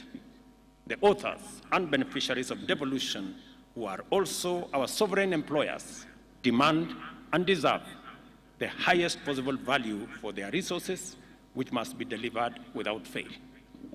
It is therefore time to take measures to enhance efficiency and effectiveness and ensure that, with respect to every policy, program, and project, the highest standards are achieved consistently. Inevitably, this requires us to finally usher in the performance management for high quality and sustainable service delivery in our counties. We know from experience that a robust performance management framework has enabled us implement the Vision 2030 and achieve other ambitious targets with greater efficiency. We have a duty to deliver the same benefits in our counties. The next phase of implementing devolution also requires us to think long and hard about the most fundamental variable in all development agendas, that is resources. Overdependence on allocations is beginning to unfairly constrict the frontiers of productive possibilities for the devolved units and severely limit their horizons of transformation.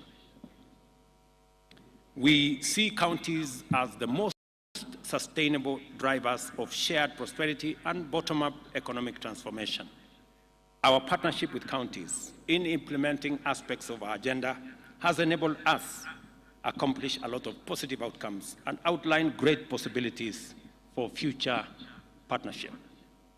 The micro and small and medium enterprise sector, jua kali and other informal hustles, agriculture, livestock, fisheries, beekeeping, and other economic activities can be transformed by increased support from county governments into sustainable pathways to higher earnings, wealth creation, and poverty reduction.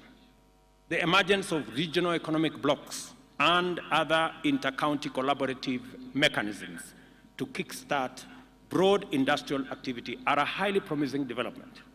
The possibility of consolidation and joint exploitation of opportunities also makes it possible to package competitive opportunities for local and international investors. All these opportunities have significant positive implication for county revenues and therefore revenues available for counties to implement transformation on a more ambitious scale. Of course, I must not forget to acknowledge the role played by our development partners, local and international investors, philanthropies, civil society, and other action groups, as well as volunteers and well-wishers who continue to support devolution and devolved governments. One of the purposes of devolution was not only to enhance participation and inclusion by promoting diversity, it was also to make marginalized communities and minorities to be centralized in our democracy and to be properly represented and have opportunities to participate and benefit from it. We must therefore remain vigilant to ensure that this critical imperative is realized and to be ready to undertake robust affirmative action to protect women, to protect youth, the disabled, as well as minorities and marginalized people. In her clarion call for champions of devolution, the chair of the Council of Governors enumerated various challenges faced by devolved governments, and her assessment is fairly well considered. It is important that we endeavor to resolve these challenges, and I believe that a number of commitments and interventions I have canvassed above go some way towards addressing them. One item was conspicuously absent from the chair's list. It is well known, has a long pedigree, and equally formidable legacy of devastation. Kenyans agonize continuously over it and would like to witness decisive action to bring it to an end. It is poor governance and specifically corruption, manifested through incompetence, negligence, poor professional standards, inefficiency, waste, mismanagement, and outright theft. I am happy that the plenum session set out good governance practice as one focal area for the attention of this conference, because I have made my commitment to good governance, and in particular, decisive action against corruption, very clear. On the 10th anniversary of devolution, we must use the 8th Devolution Conference to speak emphatically to an issue that must disturb all of us. As far as I can tell, it was never the spirit or intent of the people of Kenya to devolve corruption, mismanagement, and malpractice to counties. Yet, many counties have evolved into notorious epicenters of wanton looting, with everyone from the executive to the county junior staff implicated in a wild free-for-all at the expense of essential service delivery. Many innocent Kenyans are victimized, undeserved, or altogether neglected on a daily basis because of this devolved criminality. Counties must not become drivers of scandal, incubators of graft, or embezzlement hubs. The people of Kenya deserve better, and they must be rid of this reckless betrayal. We must liberate the devolution from corruption.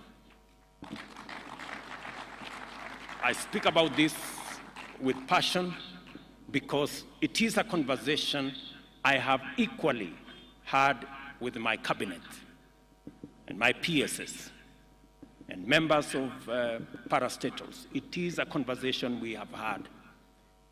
It cannot be business as usual, friends. And this fight, we have to lead it from the front. It causes mayhem and chaos in the delivery of public service.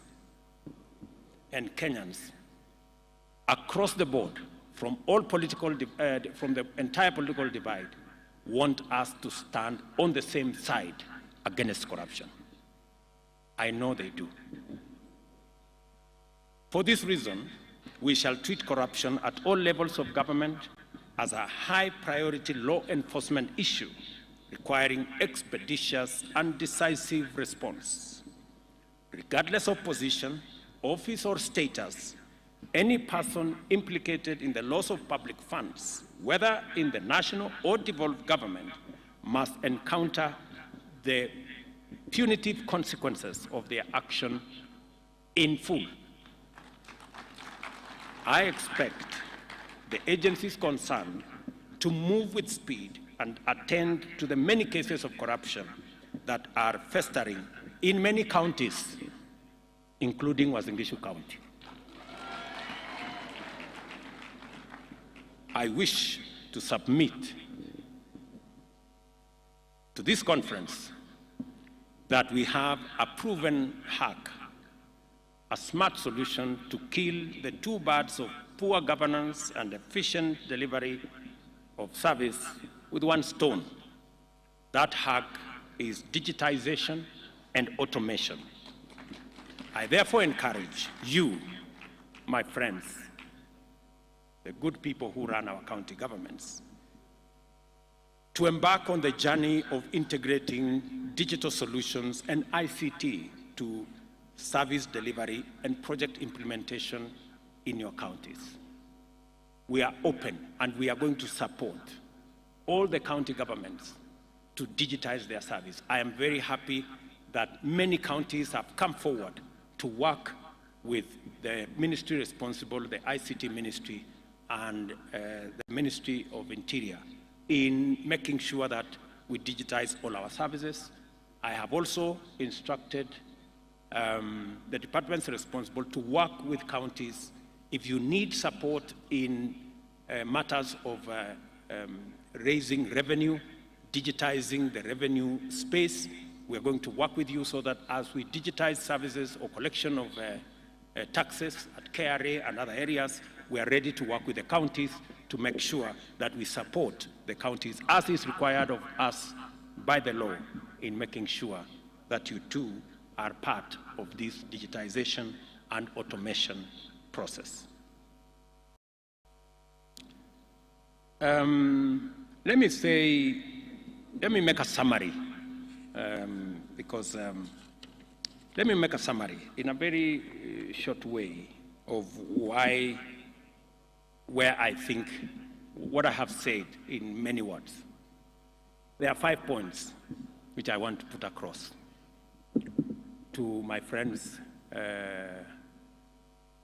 leaders who are here. I know we have ministers here, we have governors here, and all our executives are here. We have PSS, we have COs, we have CECs, we have very senior staff from all our counties.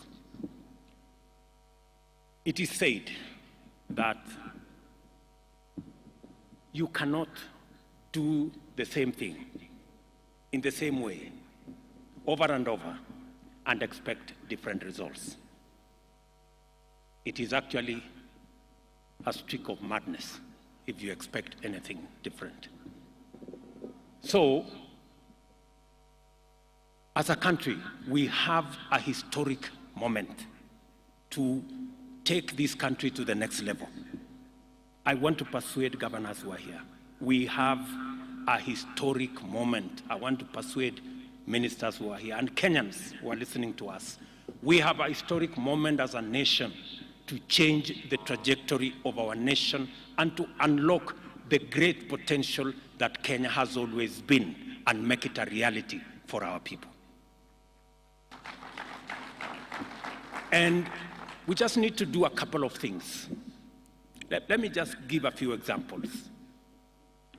Today, we import 520 billion of food items every year.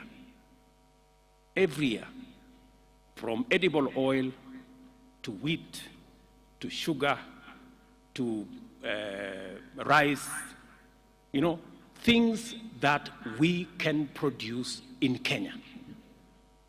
We must undertake, my buddies, governors, we must agree that it is time. We have the human capital, we have the resources, we have the land to produce all these items in Kenya, save ourselves foreign exchange, improve the earnings of our farmers, and improve the general wealth of our population. because this 520 billion is a market that we don't have to look for. It is a market that is already in Kenya. All we need to do is to produce and satisfy that market. So, edible oil, for example. I have had a conversation with many governors. I last had the last conversation with Governor Wanga from Homa Bay. We've had this conversation from Migori, Homa Bay, Kisumu, Siaya, Busia, Kakamega, Bungoma. We are spending 120 billion every year to import edible oil. We can produce this edible oil in Kenya. Those 6 counties, including the ones at the coast, from Lamu, Tana River, Kilifi, a bit of Mombasa, and Kwale, we can produce. And we are now working on a program, and I want to ask my friends, the governors, to work with us so that we can stop importing products that our farmers can produce. Palm oil is one space we're going to work on with you. We have already identified where we are going to get the seeds. We want to work with you to get the farmers, to get the areas. We've already done a bit of work in that space, number one. Number two, sunflower. We are already importing seeds, 200,000 tons. We want to begin the planting. We have identified the counties, we've sensitized the counties to begin in October to plant for sunflower. Go down to canola, go down to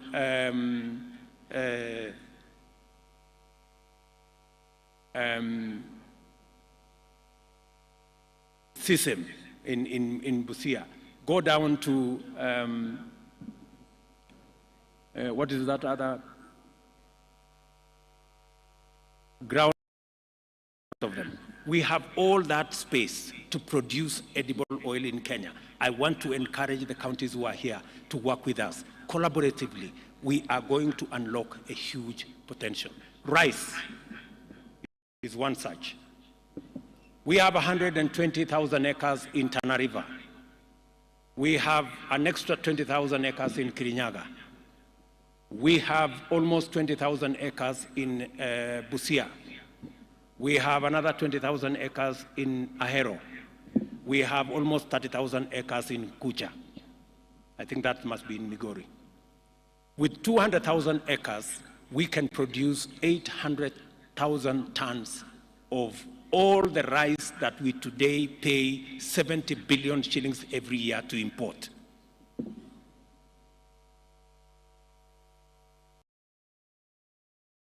The farmers are there. We have what it takes to do all that. Let me also say something about sugar, which we are sorting out, cotton, which we are already disputing, seeds, livestock. We have 650 milk coolers that shortly we will be distributing to counties to support our dairy, make sure that dairy and milk is of the quality that gives us more money. The whole space about leather and meat and what we are doing in that space. Good people, we must stop importing these 520 billion shillings every year that our farmers can produce in Kenya, and we need to work together to make sure that that's not what happens. Number two, we need to agree on being deliberate and intentional about creating opportunities for our young people to find jobs and work. You heard my elder sister Meg, what she said here. By the way, many people may have been wondering whether she was talking about Kenya or another country. For your information, she was talking about Kenya. Yeah? And we have managed, you've seen the list of investments that have been done in the last 12 months. And it is because we made a conscious decision to change some of our policies. When I made a commitment, when I went to the American Chamber, when I made a commitment that we are going to change our laws, we are going to change our policies to make sure that Kenya becomes investment friendly. Many people did not realize where we were going. Today, of all the 9 or 10 issues Meg put here, we have implemented 80, maybe 85%.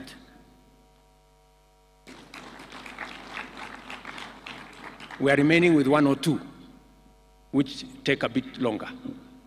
And with that, we have seen an investment of close to beyond 200 billion in just the last 12 months in our country to create opportunities for jobs, to drive away poverty. We must be intentional, my governors. We must be intentional about creating opportunities for young people in Kenya, for Kenyans to have access to work. That is why we are rolling out housing. And I am very happy we have a partnership with counties on matters of housing, because our intention is to create 1 million jobs from our housing plan. Number 2,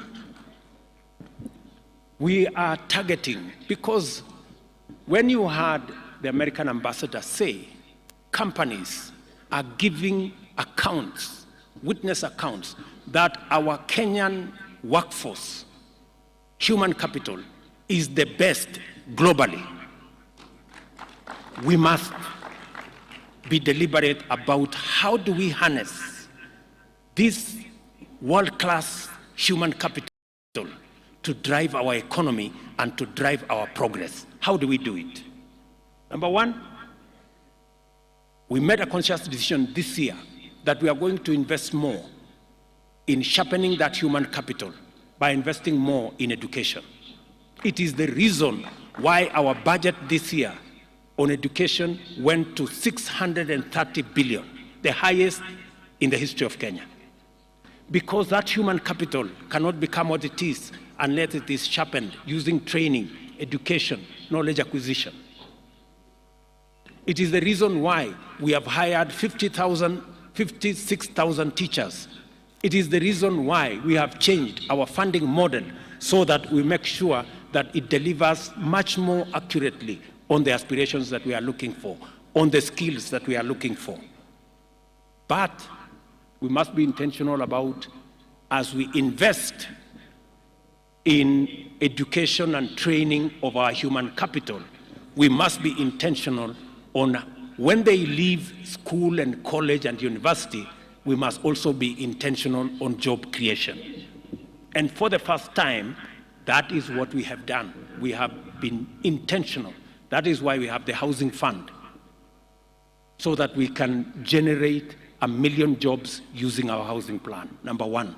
Number 2, that is why we are intentional about digital jobs. You heard the earlier presentations here. We intend to create another 1 million jobs in the digital space. That is why we are going to be investing in at least an ICT hub in every ward. I want MCAs to listen to me. You must demand where is the ICT hub for your ward. We are working with the members of parliament. We are working with the ministry so that we can have 500, 1,000 young people around our ICT hubs for digital jobs. We have huge opportunities for digital jobs. Number 3, and before I go to number 3, I have also asked our friends, the county governors, that we also want to tap into the vocational training centers under the county governments. We want the vocational training centers to be also hubs of ICT. We would want to invest in at least an ICT hub in every vocational training center, so that again, we can train more, we can use technology so that this world-class human capital we have can work for the globe. Number 3, we are working on making sure that this world-class labor we can export. And I want to thank many countries that have given us opportunity to export our labor. I have given very clear directions to my dear sister Florence. She knows what she must do for us to at least get 1 million exports of labor from Kenya, 1 million jobs. In our manifesto, we made a commitment that we want to increase our remittance from diaspora from $4 billion to $10 billion. That is 1 trillion shillings. That is going to be an opportunity for us to create jobs. And finally, on matters job creation, we have advertised, I think, the first 14 county aggregation and industrial parks. We have already gazetted, I think, 5 special economic zones. It is one of the conversations we had with the American Chamber of Commerce. You just heard the opportunities. The American market alone is expecting more apparels from Kenya. That is why we are establishing a special economic zone in Busia, in Eldoret here, in Naivasha, in Dongokundu, in Sagana, in Del Monte, down there, and we are looking for additional land so that we can increase the scope of our exports into the globe. We have huge markets waiting for our products out there. Those are areas of job creation. You just heard that with the little intervention we made, there is a new investment in Athi River that will create 20,000 jobs. These are opportunities, and I really want to have a conversation with the county governments so that they too can take up and pick up these opportunities and drive them. I wanted to say this. We must be intentional, we must be deliberate about creating opportunities for Kenyans to work so that we can improve their incomes and we can drive our progress. Number 3, partnership. My friends, governors, I'm really asking you to work with the national government. In this national administration, you have a partner and a friend. We have no intention whatsoever to take over any county function. We have no intention, and I want to say on this platform, all we want is to support the county governments for them to achieve their mandate, and we will support you to the extent that you want us to support you. Yeah? Because we do not want to take over any function. We want to help, because the success of every county is the success of Kenya. Because we do not have citizens that belong to the national government. We have only one citizen. Those who elected you are the same who elected the national government. Si ndio wangwana? So hapo ndio mimi niko. So issues like UHC, we want to work with you. Community health promoters, we have already agreed on a formula. We will co-fund the 100,000 community health promoters. We are going to equip them as national government. We are going to work together to make sure that delivery of health products, health services is efficient and reaches the last mile, and counties are best placed to do that. We need to work together on markets. As you have seen, markets is run by counties. But as we also know, in my campaign, Mama Mboga was front and center of my campaign. I simply cannot walk away from them. So I have to build these markets. And we intend to build 400 markets across Kenya, maybe 500. We're going to spend about 20 billion in building the markets. The markets will be handed over to the counties. You guys will run the markets the way you want. You will decide who is in those markets. You will discuss with us. And I'm looking for a partnership with you so that if you want to improve on the design, I am ready. If you want to improve some of the funding, I am ready. If you want us to change from here to there, sawa. Lakini soko tujenge, because I saw in the presentation here, the women are saying walikuwa wanalimwa na jua. So nitawasaidia kupanga kuweka shade everywhere na kupanga hiyo kuweka mahali iko stima, mahali iko nini. Let's work together. Let's also work together on matters to do with county aggregation and industrial parks. I must congratulate counties. We have a fantastic working relationship on county aggregation and industrial parks. They will be managed by counties. We will co-fund, and they will run with it in terms of agro-processing, value addition, manufacturing around that space. We need to work together on distribution of fertilizer. I must commend many counties who have worked with us in providing the last mile delivery. As you are aware, we believe that counties have the capacity, working with the national government, to be able to deliver to the last mile. Let us work together on matters mitigating climate change. I'm very happy that today you overshot your target of planting 2 million trees. I am told by the chair you planted 7 million trees. Tuwapige makofi counties jamani. They've done a wonderful job. That's the space. Work together on manufacturing. Work together on mobilization of revenue. You know, even as the national government works hard to keep up to the schedule on paying on time for the shareable revenue, I want to encourage counties to also look at ways of own source of revenue. We are going to assist you so that you can meet your targets and we can do more around own source of revenue. All I am saying is partnership. Let us work together. Finally, we also need to work together in mobilizing resources. As you are aware, we have made the conscious decision that we are not going to run our development, the affairs of our country, by borrowing debt left, right, and center. We are going to raise local resources. We need to work together to build local resources, to raise local revenue. We're going to work hard as national government. We are professionalizing KRA to raise more money. We are digitizing so that we can eliminate areas of pilferage. We are increasing, as I made a commitment to this country, that we are going to be a country that is focused on saving. For a very long time, we ignored the saving component. That is why, as a percentage of GDP, we are among the lowest globally. We are at less than 10%.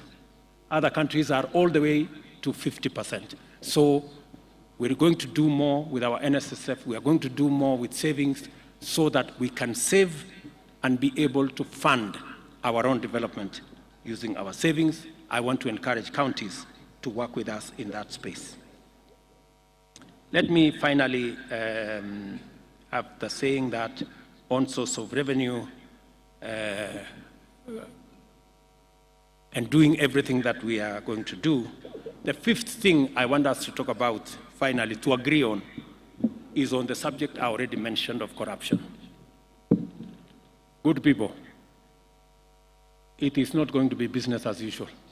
I want to say this with clarity. It is not going to be business as usual. It cannot be the case that we lose revenue, that we cannot deliver public service because a few people decided to go away with public money. It's not going to happen. It's not going to be business as usual. We will do whatever it takes. Whoever it is, whatever office you occupy, whatever friends you have, it will not be business as usual. I want to say that with clarity because I know in here we have very senior officials of both county and national government, so that when Whatever happens, happens. Let nobody say, I wasn't given notice. Everybody has notice. Those are the 5 things I wanted us to agree on. Let me finally say that on the subject of debt, I have made myself very clear. We are going to do more saving. We are going to raise local revenue. We are going to raise own source of revenue in counties, and we are going to stop corruption so that we have the money to run our show. I said also that we are not going to be importing things left, right, and center. That's why in this year's budget, cement, steel, furniture, fish, we are going to build local capacities for those. We are not going to be importing. And as I have said, it cannot be the case that every other time we think, we are thinking of how to import more. Let me finally say, as I said, we are not going to subsidize consumption. We are going to promote and we are going to invest in production. That's what we're going to do. It cannot be that we are importing edible oil, we are importing all the other food items from rice and everything else, as I said earlier. We have to have a paradigm shift. We need to invest in production. And I am very proud of our farmers. Our farmers, if there are any patriotic people in Kenya, it is our farmers. Just with the reduction of fertilizer from 6,000 something to 2,500, they have done an extra 200,000 acres of crop. If you see in Kenya, everywhere, our farmers are doing a phenomenal job in producing food for us as a country.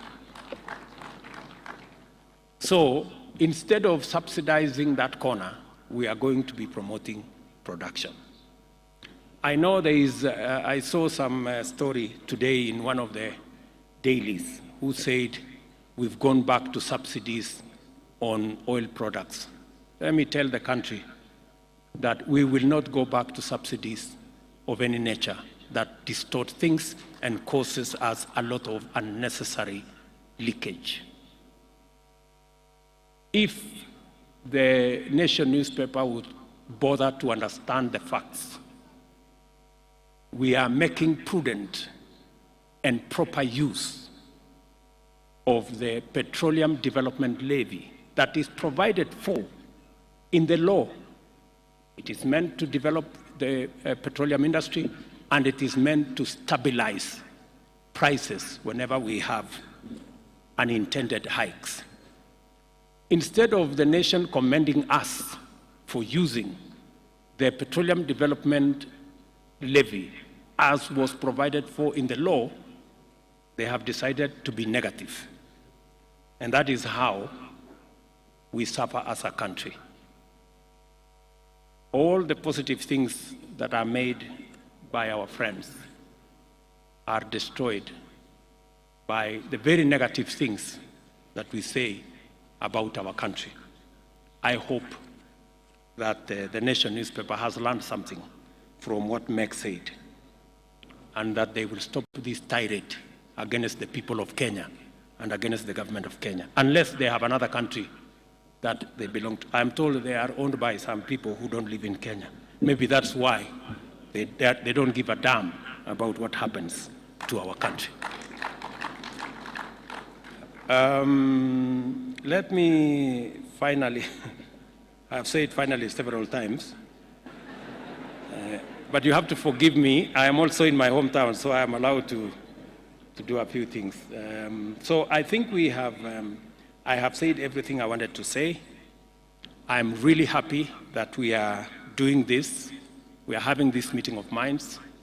I want to promise my colleagues, governors who are here, that I have every intention working with them to promote everything they are doing. And whenever they need any support from me or from the national government, we will be ready. I know our development partners have done a phenomenal job in working with us to plug the gaps that occasionally exist. And I must commend them. I must commend our development partners.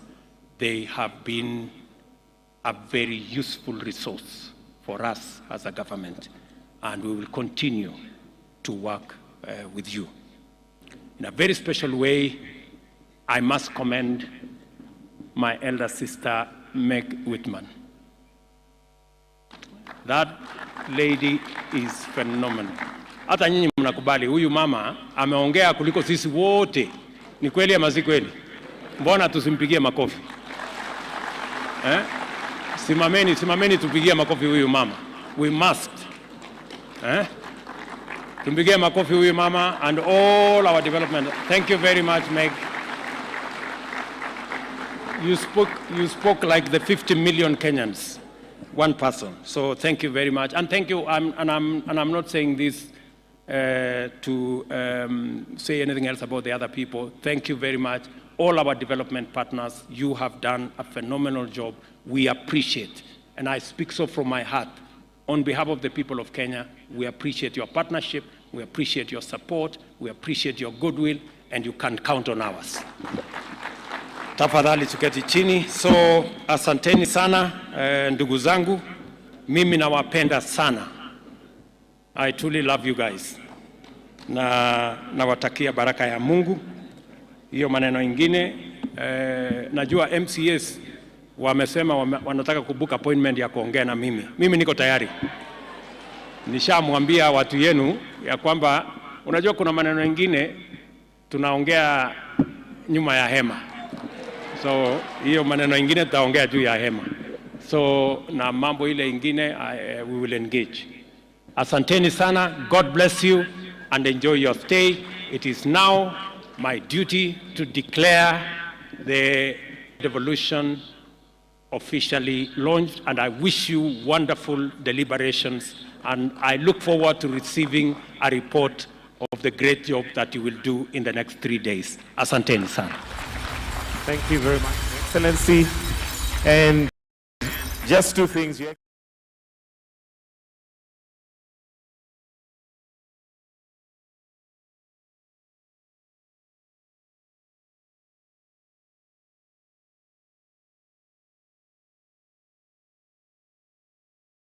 The chair of legal, that's Governor Mutula, and